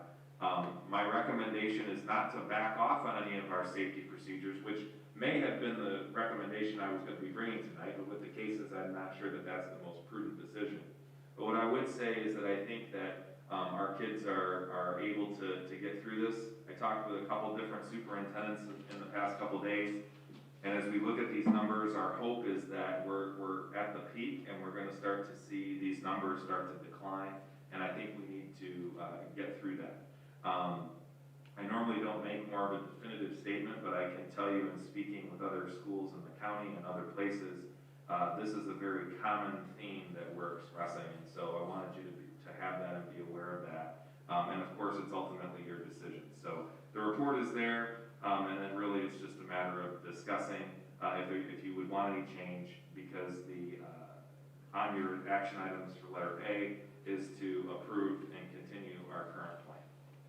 I have a question. So for our student athletes, let's say we have a student athlete that's been vaccinated, they got both doses of one of them. Do we still test them every week? Or is there an exception for that? Should we make one? We do test them every week. That's per the health department guidelines. One of the things that could in fact happen though, let's say that those athletes are 14 days past their last dosage, kind of what I was describing earlier, and they come into contact with another student at the school that they're within 6 feet of, and they get the contact tracing call. If they're 14 days post their second shot, they don't quarantine, they go right back to school, and that's straight from the health department. Okay. Would it be possible to make an exception for student athletes like that though? That is a question that we can ask. That exception has not been presented as a viable exception at this time. It's not to say that we can't ask that question. So there are two governing bodies that have given us this directive. It's coming one from the Michigan Department of Health and Human Services, so that's one. But what complicates it is actually the MHSAA has also issued guidance to all of their member schools. So if we don't follow exactly the protocols that they give us, the MHSAA would say a student can't participate. So for example, we've had questions from parents that would say, can we alter the testing a little bit? Like, I don't want my kid to do this, can they do it this way? And we've asked, and we have been denied at least exceptions in those cases. And I had a conversation with a parent just the other day, and it was basically, it's not necessarily the school's choice, decision, or desire to do this, but because we have to do it this way, if we veer from that, or diverge from that, then it could make it so that none of our athletes would have the ability, if they came in and the MHSAA were to say, you can't participate at this time. So it's a very complicated thing. Every Monday morning is really, really tough because they're contact tracing all Monday usually, because there's maybe 1 1 or 2 positive tests that came out, and then they have to go back to the previous week, and it's really, really challenging. But if there is an exception allowed, we would always look at that, and that's kind of always been our mantra, that in the event that we get that approval, absolutely. All right, thank you. Any other questions for Ben? So I do have one related to athletics, but it's non-school athletics. So if someone's playing UISO soccer, they're still on a team, they're coming to school, is it fair to assume that they are not being tested? So the health department order requires all student athletes, even club sports, to be tested. Now that age limit is 13 and up. So it's oftentimes feasible that you would have 12-year-olds and down playing AYSO soccer who are not being tested. But those students aren't being tested here at school either. We've got kids, one of the complicating things, for example, is we have 7th graders who are participating in track. And some of them are 12, some of them are 13. So the 13-year-olds are being antigen tested by the order, and the 12-year-old students are not. And so when they turn 13, their birthday is 13, and they're required to be tested. So that's part of the kind of nuance to this. It's not a black and white thing, based on health department guidance. So you mentioned that it was required, but could a parent elect to have their child tested? Absolutely, yeah. We provide it if a parent were to say, I'd like to have my child participate, and we do have some of those that are, able to participate in it if they choose. Okay. I have a question. Sure, go ahead. I take it with this, and I understand, we're not at a point yet where it's an issue with staffing, correct? Or, I'm assuming as we've done it before, if the levels increase or we have an increased amount of staff, either positive or quarantine, then we'll address this again. But right now, is that a concern or at that level? Yeah, it's always a concern, and so the surprising thing, and Rod and I were discussing this, is that our staff has been largely unaffected in this spike. I think there's some evidence to suggest over half of our staff has received their vaccination, so I think there's a possibility there, right? But at this time, we're not seeing a lot of staff contact. We're not seeing a lot of staff out as a result of that. And actually, earlier in the year, we saw almost no students out, but more staff out. So certainly, staffing levels will play a big role. I mean, if we can't effectively staff the buildings, that would become an issue. But at this time, that's not a concern with this. Okay, thanks. Anyone else? Okay, thank you, Ben, appreciate it. Sure. All right, moving on, we have our GISD Board of Education presentation, which is a video. Yeah, so I'll keep this fairly brief. Each year, the GISD will send one of their board members out, and they do a presentation. I know that Mrs. Signage sits on the Genesee County Association of School Boards for our district, and every year we usually get a presentation from one of them. Richard Hill has come out several times and presented on the different updates that the ISD is doing. The ISD this year has requested that because of the pandemic, they decided to make a video, and they just asked that we would show it to in one of our spring meetings. So we put it on the agenda to give you a little bit of an input or an idea of what they're doing. Unfortunately, there's probably not a lot of people that can answer any questions you have on it, but at least we can show you the video. So I'll go ahead and let Travis roll that for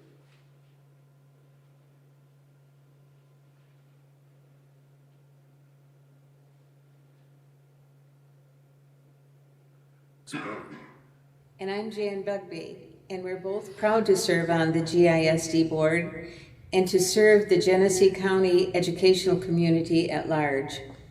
Part of the GISD's mission is to partner with local school districts to share resources and to assist you in striving for excellence in educational opportunities for students and families. In a normal year, we would love to visit you in person to talk about how we can work together to support your students in your community.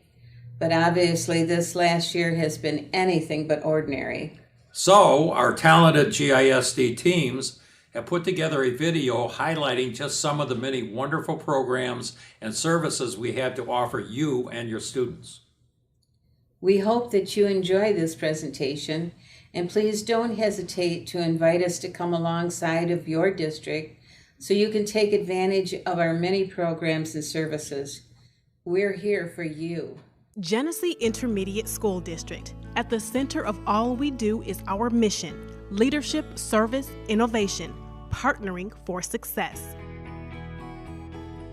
GISD offers a wide range of programs and services that can benefit your school district. So partner with us. Let's join forces and work together for the success of students and families in Genesee County.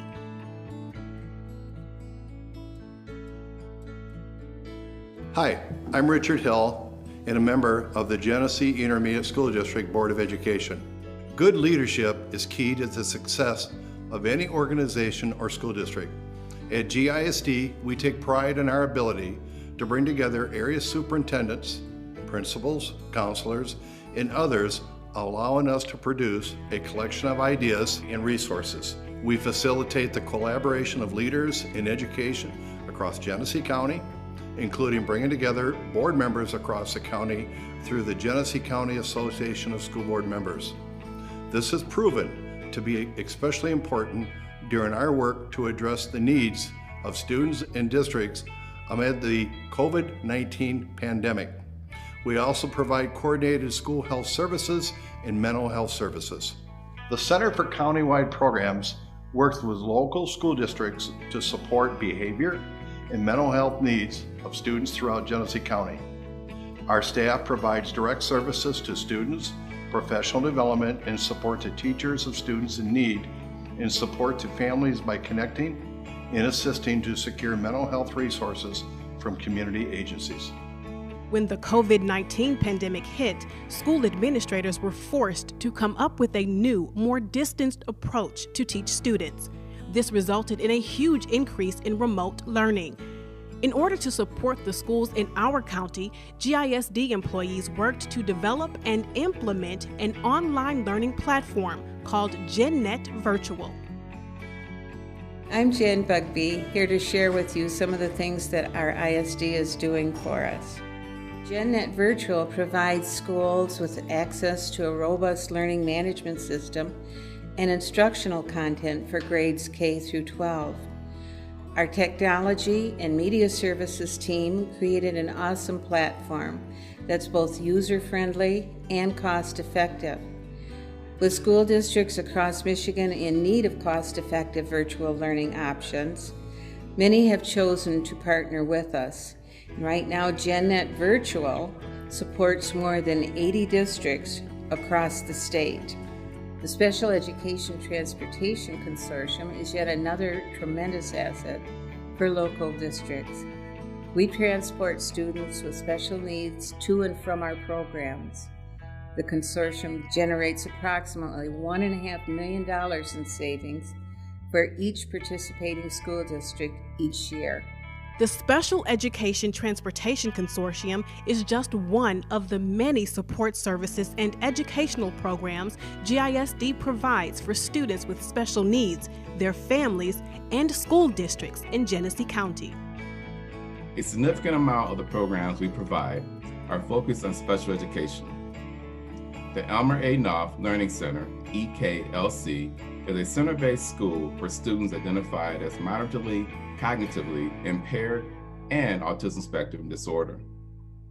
EKLC operates on a balanced calendar and provides special education services such as occupational therapy, speech therapy, physical therapy, nursing, social worker, and psychological services. We also operate the Transition Center and programs like Early On and Child Find.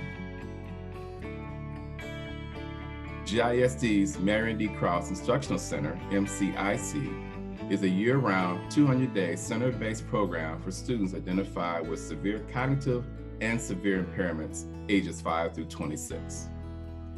Keeping in line with our commitment to growth and innovation, we are creating opportunities to encourage youth entrepreneurship. We are supporting a relatively new program where high school students around the county work with advisors to help them think outside the box to explore and develop their ideas for a new product or business. At the end of the school year, students get to participate in a countywide pitch competition. The Genesee Career Institute is another great resource available to districts throughout the GISD. If you haven't seen what used to be known as a skill center, you should stop by and take a look around. It's been completely renovated into a state-of-the-art facility. We currently offer more than 26 programs in high-demand career fields, along with several opportunities with hands-on experience in career technical education. We have a wonderful culinary program with a recently renovated state-of-the-art kitchen. Our junior ROTC program is one of the fastest growing programs available to students 9th through 12th grade. We are building a new field house for them to utilize for additional training. And the aviation program is one of our newest programs, which is also very popular. Students get a hand-on experience while acquiring the training needed to become a licensed pilot. We are continuously thinking about ways to meet the needs of students and families in Genesee County. In December of 2020, we launched the Mobile Education Lab, or MEL, M-E-L. It's a portable resource site that we can take into various communities and meet families where they are. Districts can also request for MEL to be at a particular school or event. Let me tell you, as a judge, this is a game changer. Our Center for County-Wide Programs seeks grants that benefits the needs of students and staffs in our local districts. One of our latest grant initiatives will provide comprehensive training on assessing threats for district crisis teams. This will provide a research-based approach to intervening and managing student threats in schools. The Lagaan Outdoor Center provides outdoor education and recreation opportunities for students and educators in the Genesee and Lapeer Intermediate School Districts. Lagaan's 268 acres of land provides teachers and students with a natural setting to learn and experience nature while engaging in several unique experiences. And we can't forget about our early colleges. Through our partnerships, local high school students can attend Genesee Early College or Mott Middle College to earn college credit and get a jump start on their future.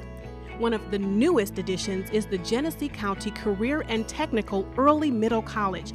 This unique opportunity blends both CTE and the early middle college concept and allows students to remain members of their local districts while earning college credit.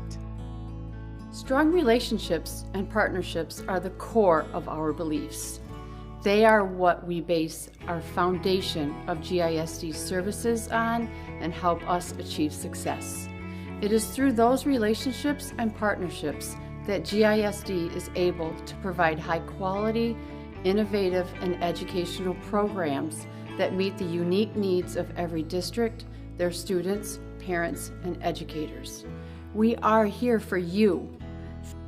Thank you for being our valued partner.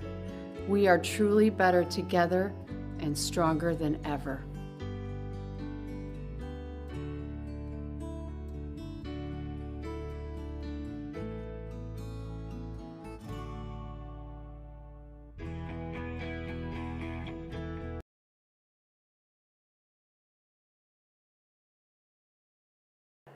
GISD folks.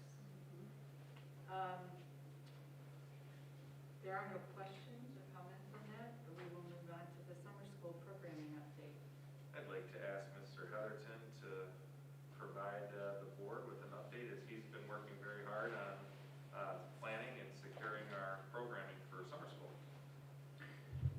Thank you. I had an opportunity to meet with our coordinators today, and I told them I've been working very hard to hand it over to them, but they can work very hard.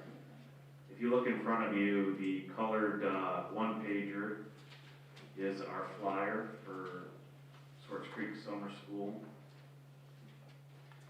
And as Carrie mentioned during the academic achievement notes, we are all geared up to do a 6-week program. And this is the most comprehensive program that we have ever tried to tackle with transportation, after-school care, shuttle services, and food provided, and 3 different levels, all going 6 weeks. So we're pretty excited about what we are going to be able to accomplish. And it was about 2 years ago I approached Michelle Bealby and said, or 3 years ago, and said, hey, you guys are doing that really cool deep summer camp. And it was just like camp to do camp. And they had all these kids coming, had nothing to do with summer school, they were just running camp. And I said, I'd really like to switch our model to that model. And so through a lot of planning and hard work on Michelle's behalf, we very successfully flipped our model into kind of what you heard tonight, which was that inquiry and investigative piece. And the anecdotal evidence from students over the last couple of years has been super, super high engagement. And so we're pretty excited, and we're going to promise to do that this year as well. The upper L, 3 through 5, and the 6 through 8 are going to be STEM, STEAM heavy focused, and then we will also hit math and reading intervention. And the K2 is going to be the opposite. We're going to hit all of those early literacy skills as well as math literacy skills, and then we're going to do some STEM enrichment inquiry at the end of the day. So we have now 4 coordinators, well actually 5, because we have a couple splitting more. So Mr. Nate Gatlin is here tonight, and he's going to introduce himself in a second and talk a little bit about his vision. He is our K-8 coordinator, and he's going to take care of making sure that transportation and food services and daycare and all of our teachers and support staff are where they need to be and solve any of those issues and help our building coordinators plan everything out. We happen to have Michelle, because she was here with the middle school presentation. She is the site coordinator for our 3rd 5 program, and that will be run at Deke for our 3rd through 5th graders. We also have Natalie Cooper, who's going to be running our 6-8 site, and because of construction, that 6-8 site is going to happen at Elms Road Elementary. And our K2 coordinators are Amy Brimmer and Becky Trent, and they're going to be running the K2 program at Moorish. We're currently licensed for 70 before and after school daycare slots at Moorish, so we will be able to have kids come in at the K2 or even the 3-5 and shuttle them over to Deke. When I posted these, I didn't know what kind of response we would get in a pandemic and who would want to show up to work all summer, and I was hoping to get people with some admin backgrounds, with some experience in running summer camp previously, and with some specific skills in literacy, and I'm beyond ecstatic to have gotten everything. Both Nate and Natalie Cooper have admin certs, have been subbing in the middle school and the high school for our admin team, and have been doing a fantastic job. As I've already said, Michelle Bealby has been running our summer program for the last 2 or 3 years, and does an amazing job setting up the STEM lessons. And then for the K2, Amy Bremer and Becky Trent. Becky is currently one of our literacy coaches, and Amy is a former literacy coach. So I feel like we have the expertise at the right level at every level. So I'm pretty excited. This flyer, we could thank Mr. Kevin Claren for putting together, and it has a registration link at the bottom of it. So after tonight, Mr. Claren will get that out, and every single family will receive this flyer and a registration link and have the ability to sign up. The most we've ever had is slightly over 100. Our goal is 300. We probably could do 360 if possible. So we will see what happens with that registration. And as always, our teachers will continue to push out the information as they see fit to students who need to fill those gaps in learning. So Nate, you want to stand up and introduce yourself and say a few words about summer school? Yeah, so I'm Nate Gatlin. Rod kind of gave you some background on me, and I know half of you, one more. So I'm excited about the summer school opportunity. I've been living STEM for the last 5 or 6 years, and the best way I can summarize the excitement that you guys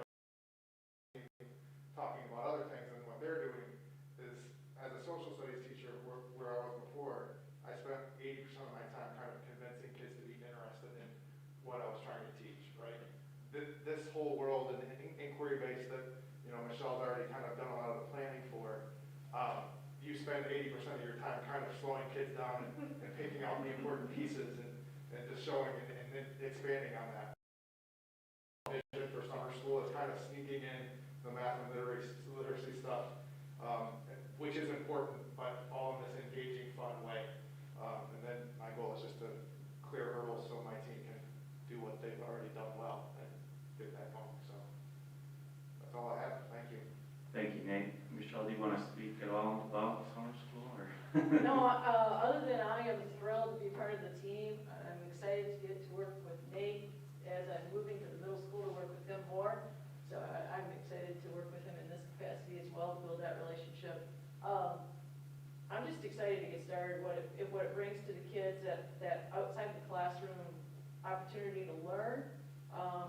Like you said, we sneak in the reading and the math. They actually do it without realizing they're doing it because they have a passion for the activities and the engagement. So the reading and the math is the easy part, really. So I'm excited to get started. I think we got a really, really big program coming.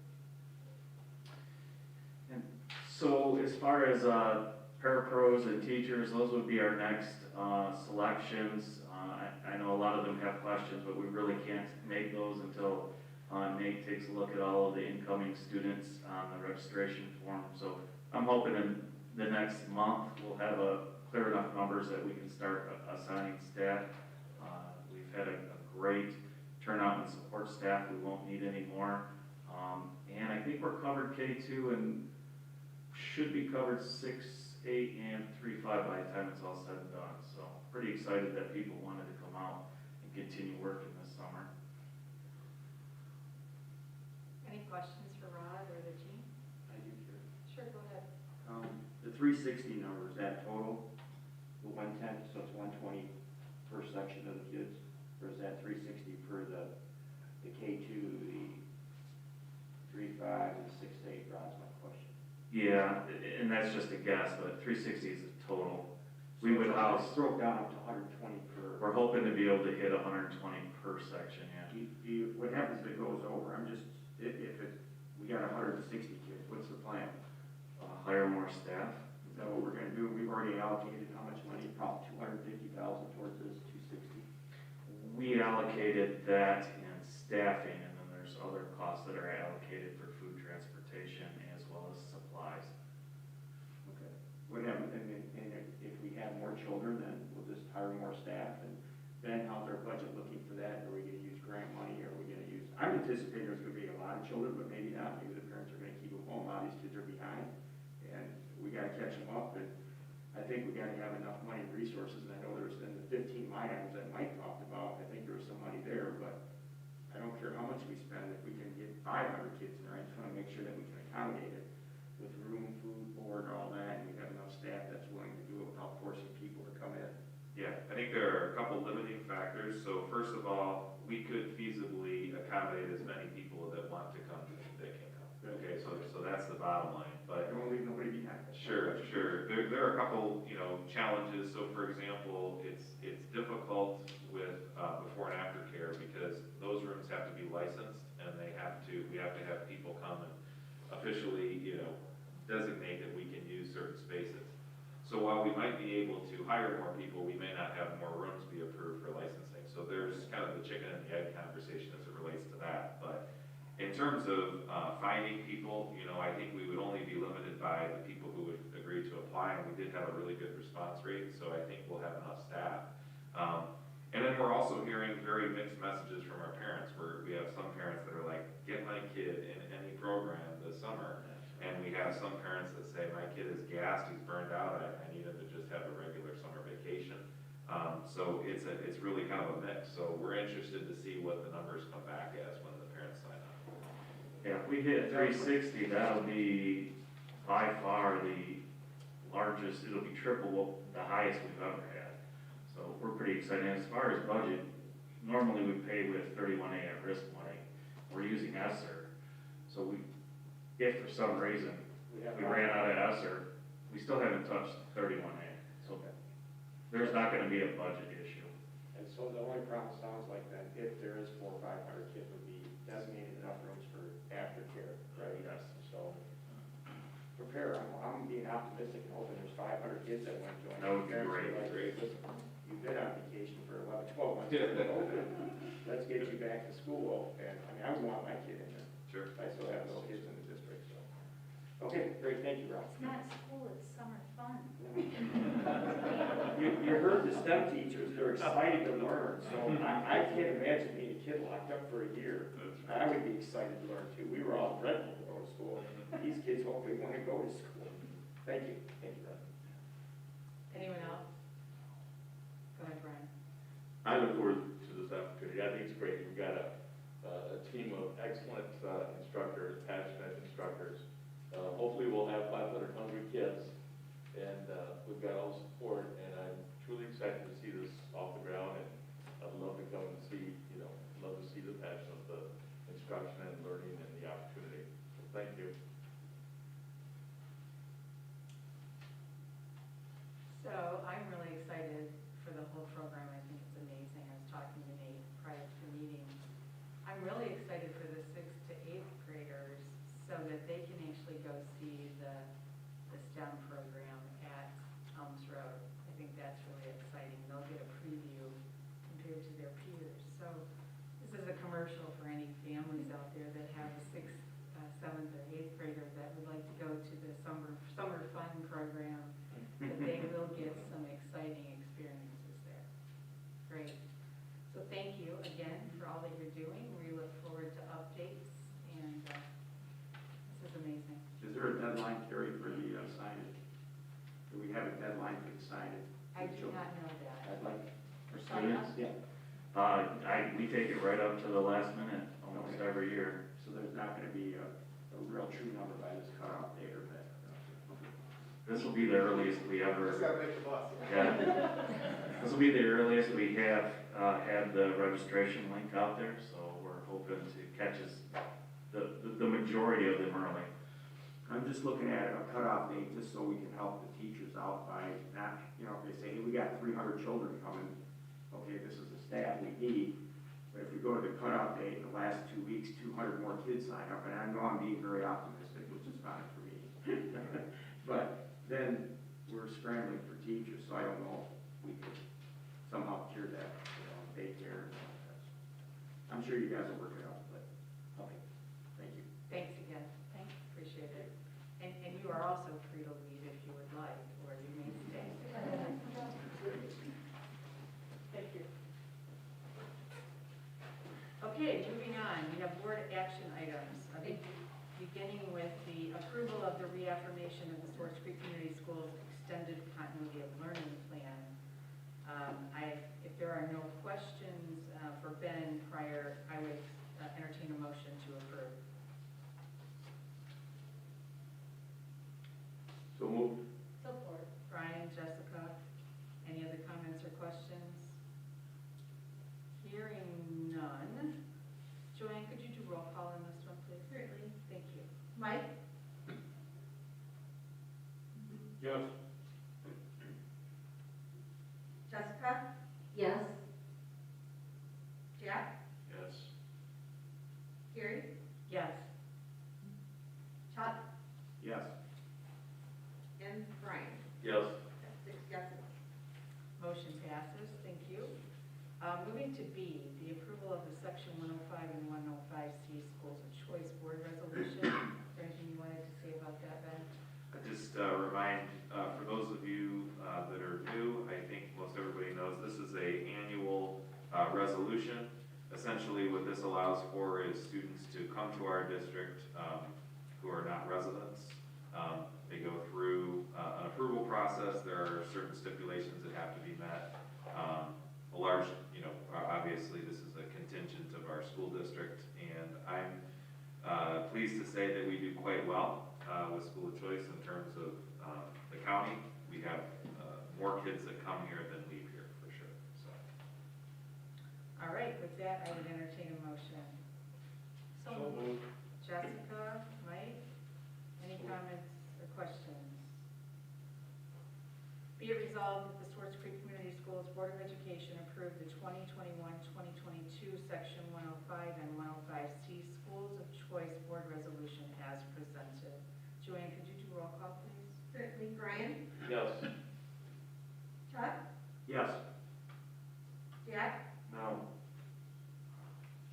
Jessica? Yes. Mike? Yes. And Carrie? Yes. That's 5 yeses and 1 no. Motion passes. C, approval of the Signage Elementary walk-in cooler freezer bid recommendation. Is there anything you'd like to say, Ben? This is a response, as Chuck had shared during his presentation. This is a response to some of the money that we have been cited as having too much money in our food service account. Usually you're trying to do as well as you can, but in food service you have to constantly be thinking about what the needs are. This is a huge need that they've needed for a while. We have the money in the fund, and this will help us draw down some of those to be more in compliance with the Michigan Department of Education. And with that, I will entertain a motion. So moved. Brian? Support. Jessica? Any comments or questions? I might add, Carrie, to Ben's comments, that it is needed, and we were fortunate to have the food service budget to be a little on the good side. And nobody asked a question, but the reason why it's being placed outside, we have more budgetary items to assist them with, is because the new cooler unit's too large, and to replace the older units would cost hundreds of thousands of dollars. So that was a decision made to do the outside cooler and make it aesthetically pleasant as possible for the school building, and then not waste the space of the old cooler and just gut it and use it for dry storage for the students. That's all I have. Thanks for that, Chuck. All right, any other comments or questions? Be it resolved that the Swartz Creek Community Schools Board of Education approve the Siring Elementary walk-in cooler freezer bid recommendation to Douglas Equipment for a total bid price of $48,917.70 with a completion date of June 30th, 2021 as presented. Joanne, could you do roll call, please? Certainly. Chuck? Yes. Jack? Yes. Mike? Yes. Carrie? Yes. Jessica? Yes. And Brian? Yes. That's 6 yeses. Motion passes, thank you. All right, moving on, finally, a very patient individual. This is for the approval of SCEA employment. I would entertain a motion. Actually, are we going to have Mr. Kitchen introduce the gentleman? Please. Thank you. All right, we're the last one standing here, come on. I've always admired the process that we use in Swartz Creek when we're hiring. 10 years of we having the opportunity to be on hiring teams. We start out, it's very intensive, it really is, especially for teachers. We start out with some general questions in the first session. The second session, we have them create a plan or teach a lesson. He created his 100-day plan, and he had to present it to our committee as well as 10 students. And those students had the opportunity to gather and ask questions of them also. The third round, they go to our superintendent. And so this gentleman went through this process with flying colors. He has 20 years of experience as a PE teacher, strength coach, as a coach. And obviously it's fit together. We benched about 600 and 500 of it is his. So he's very much in shape. I'm so super excited because he understands strength. And he will absolutely be able to take individuals within our building and help them progress and become stronger. And so just a classy guy all the way around. Anything you'd like to share with the board here? First, I commend you on your commitment to the education of the students that you have in your district and keeping them in school. That was part of the reason I applied, because I want to be in front of students. And two, I'm humbled to be able to stand here and entertain the opportunity of becoming a part of Swartz Creek Community Schools and the family that you have here. And look forward to this opportunity. So I give you Greg Personette for your, recommend them to you for your consideration. We won't welcome you yet, Greg, but I am going to ask for a motion for approval. So moved. So moved. Brian, Chuck, any comments or questions? Be it resolved that the Swartz Creek Community Schools Board of Education approve the SCEA employment of Wilson Greg Personette as a physical education strength conditioning teacher at the high school as presented. Joanne, could you do roll call, please? Certainly. Mike? Yes. Jessica? Yes. Jack? Yes. Brian? Yes. Chuck? Yes. And Carrie? Yes. 7 yeses. Well, welcome Excuse me. aboard. Thank you. Welcome aboard, and congratulations. One more quick question. Jim, is he replacing someone? Who's he replacing? Or is this an add-on? Coach Fitz actually moved on to become head coach and PE teacher in another district. Okay, that's, I don't know if I caught that in my rest of it, but thank you. He wants to come and shake your hands, but due to COVID, he's asking for an air high five. How about you pull down your mask just for a second, hold your breath so we can see what you look like. We don't know what Thank you. Thank you. There you go. I mean, you know, we come across you, then who's that guy? I don't know.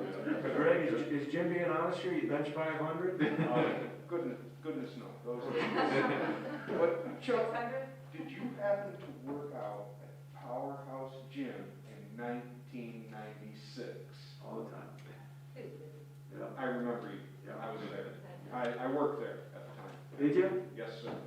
96, the building would have been located at, just give me a second. Okay. I think that was in the Genesee Valley Mall before it left the old Michael's Flowers. Before it left the downtown area, Michael's Flowers, then the Genesee Valley Mall, then over to Gate Mountain. Yep. Yeah. Art and Geraldine Plumchuck. Yep, you're absolutely right. Yeah, very good. Well, we'll talk then. We'll Yes, talk sir. about it. Yep. I had hair, and I think I was working undercover at the time. So. You look better now. Yeah. Good answer. He's going to work just fine. You got a good employee there. Good luck. Well, welcome aboard, Greg, and we look forward to seeing you over time. And thank you for joining Swartz Creek. We appreciate it. Thanks for coming. And Jim, thank you so much. Thanks for your patience, too. Oh, for sure. We don't always leave our new hires to the end, but you got a good preview of what our board meetings are like, so thank you. All right, moving on. We have an opportunity for public comment, and if anybody would like to address the board, please stand, state your name, and keep your comments to 3 minutes or less. And I think we've pretty much cleared the audience at this point. So we will move on to comments and questions from the board. Anyone? I have a couple, Gary. Go ahead, Chuck. Okay, back to the building department and our spending.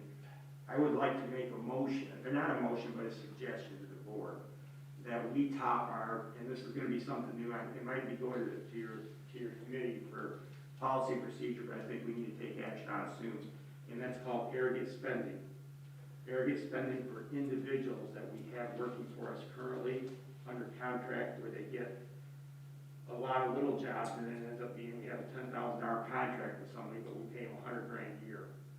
Because they do other jobs, but I don't think that that's fair to some other people that may get a job or something when we give it to someone. So it's just it's a terminology, and everybody knows what arrogant means. So I would like to do that. An example, if I made $8,000 a year contract sweeping the parking lot, but I got paid for 2,700 little jobs, and now all of a sudden my $8,000 job is $110,000 a year. That is not, I don't think, fiscally responsible for us. And I don't think we've ever addressed it before. I don't think it's ever come up, but I think that we need to look at that and figure out if there's a cap that we can put it at where it has to come back, where we top certain individuals out for making more money than what we originally budgeted for them. And I know they may be doing other work, but the appearance does not look correct. When we hire somebody for a $10,000 a year contract, and they may make $80,000 or $90,000 a year, because we assign them to other jobs. And my concern is we've given one individual several jobs in the district, which we've approved. But in retrospect, I think it harms the district, because if I hire this street sweeper to put up a guardrail over here, as I said earlier in my report, and something goes wrong with the guardrail, that person isn't bonded and insured to do that specific job. Although he may have been a little bit lower bidder than somebody that does that traditionally, we're putting the district, the residents, our taxpayers, in a huge precarious liability position, because I have people that work in the insurance service, and they said that they won't insure that person if something happens. hits himself on the guardrail and wasn't designed right, he's scarred for life. And we have to pay $2 million. That insurance company will not do it, and it's potentially liable that the school insurance, although we're self-insured on some things, will say, we're not covering you because you didn't hire somebody specific to do that particular job. And we've been doing that, and I think that's gonna get, it hasn't gotten us in trouble, but it could in the future. And I think the board needs to be aware of that. I think we need to take action on it where we do what's called a max aggregate spending for all of our contract employees. And it will protect the district. And I threw it out there, and I think we need to look at that today, although it's gonna come up in policy and procedures, but we need to take action now before that's implemented. And I don't think it's been discussed in our policy and procedures. Because I looked at it, and I don't see it in there. And that's, I can't believe that the firm, I mean, and you guys can ask the attorneys that don't believe Chuck Melke, but if the guy replaces trash cans, we gotta go out there and replace the potholes because he was cheaper than somebody else by $1,000. And there's something wrong with the pothole, one of our students slip and fall in there, they're gonna say, okay, who replaced the pothole? Well, we had the guy that, takes our trash out, fix it. Well, was he bonded and insured to do that? His insurance company is gonna leave us, which then we can't go back on anybody. And our insurance company's gonna say, why did you guys hire him to do that? Was he certified and bonded to do that? So I think that's something that we need to discuss. If not, take care of it today, take care of it by at least next meeting. And I would add on to that. I do 100% agree that we should be hiring people who are certified and insured to do this kind of stuff. That is important. And expert. And an expert in it. My question is though, let's say there's a company that is certified and an expert in those 27 different jobs, let's just say for an example, and they do a really good job on them, why would we cap them out? If they're doing a good job and they're certified. Unless we cap them out before we authorize them to make more to do it. So in other words is, I'm the guy that takes out all the trash. I'm not working with the sanitation department. And they say we need some potholes filled. The pothole guy comes in that owns a company, Kurt Cole, we used recently. He says, well, I can do that. That's what I do for a living. I'm bonded and certified to do that. And it's gonna cost $3,000. Well, the district says, well, Chuck's gonna do it for $1,500, and he's gonna go out and do it for us. Well, if we keep giving Chuck this little bit of money here and there, all of a sudden my $10,000 contract for taking out the trash goes to $80,000 or $90,000. So one is, I'm not certified to do that type of work, and two is that he's got a $10,000 contract, and he keeps getting fed business, and we thought he's the trash guy for $10,000, so we should cap that spending. And cap it meaning to where we would approve it instead of department heads doing it and just giving somebody all the work all the time. That shows favoritism. It shows it shows that maybe the bids that are coming in, if we're taking small bids like that, especially if his bid's always $100 less than the professional doing it, it's not worth $100. So I think that department heads should be capped out of doing that and go and do the superintendent or us, because we're fiscally responsible for it. And you're talking about an insurance problem, and like I said, if you got the transmission guy fixing the brakes and the brakes go out, and that's what he's certified in, there's going to be a huge issue. I'm just using that as a very easy example. He's not certified in that, and that's going to get us in trouble. And I don't want to mention names, but we've had a guy do several jobs for us in the last 2 years. He's done specific jobs, and if something happens at one of those job sites where a kid falls out, maybe where he built a fence or put up a guardrail or something, why did you hire him, school district? We're in big trouble if we do that, because they're not bonded or insured to do that. Yeah, the only thing that I'll say is I agree with almost everything you're saying. I will push back a little bit and say that we're not hiring licensed and insured individuals. So we're not hiring a trash guy to fill potholes. We do have an individual who we go out and get quotes from, and so I think it's a worthwhile discussion. I'm not saying that, but the other point or the other part of this is if you have someone's licensed insured to do the job, our insurance company is comfortable with that. You're going out and you're getting the appropriate quotes. So I think it's one thing if it's, I call somebody up and I say, hey, can you come do this? And it's more than just an emergency, it's a regular occurrence, because you don't want to see somebody taking in $100,000 in contracts, as you're saying. And so I think it's a good conversation, it's something we need to be diligent on. But at the same time, to Jack's point, if you have a lot of people, or you have a person who is licensed and insured to do this, let's put that aside, and they're consistently coming in as low bidder, is the philosophy, and maybe this is the philosophy, and that's okay, the board would need to kind of say, regardless of the fact that he's the low bidder, we're willing to pay more to spread the work around a little bit more, if that's what we want to do. Licensed and insured is automatic. We can't have somebody who's not licensed to do work, so. Right. You know. Well, and I'll give an example of that. We had the lawn guy that mows our grass, gave us a quote of $50 less to do our fence. He's a lawn care guy. Fencing is very specific.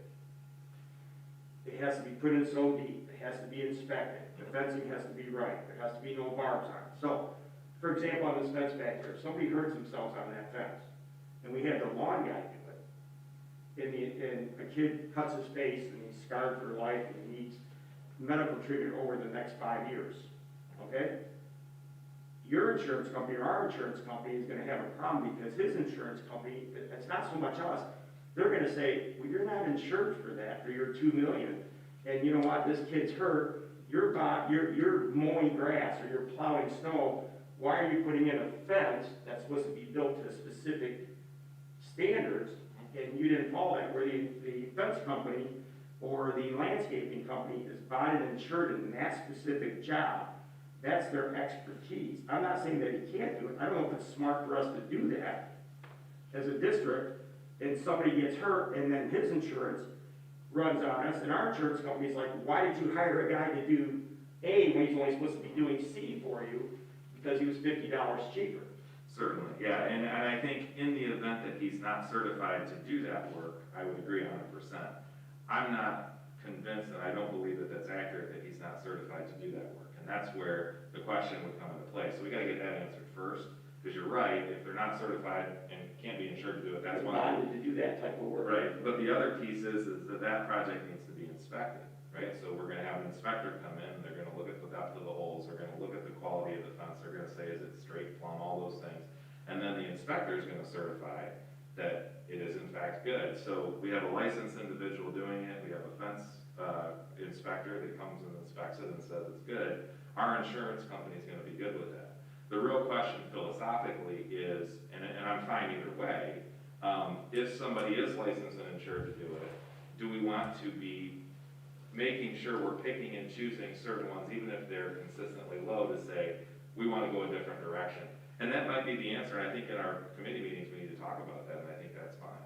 I just find it hard that the lawn guy's an expert at putting up guardrails, cement walls, fencing, landscaping, and we're looking, we say, oh, he's $100 cheaper.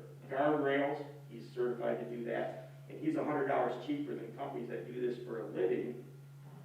And if he can do all that, if he can provide that document, insurance for each one of those specific things, I don't have a problem with it. I think that's the caveat, we need to check that out, so I think it's a good point.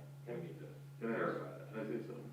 Go ahead, Brian. I think it's a good, valid discussion, but I wasn't prepared for this. I'd like to review it, look at it, review it, research it, and then put it on the agenda where we can have a healthy discussion about it into the future. Thank you. Yeah, and I just looked at some of the check registers, and he's on a $10,000 contract, but he made $137,000 in 2 years. That's a lot of money that we paid out one individual. That's kind of saying, well, I can do this job, I can do that job, I can do that job, and he's always $50 lower than the company that specifies that. That's all, and I think maybe we should keep it at a committee meeting, but I just wanted to bring it up so the board's aware. Thank you. Thanks, Chuck. Anyone else?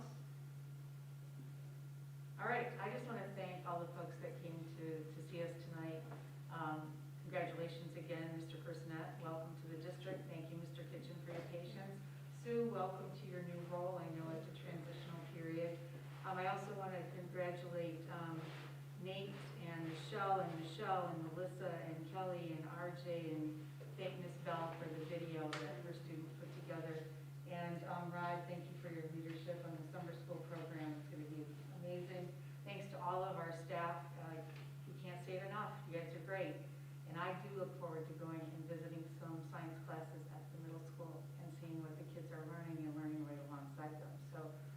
there are no more comments or questions, I would entertain a motion for adjournment. So moved.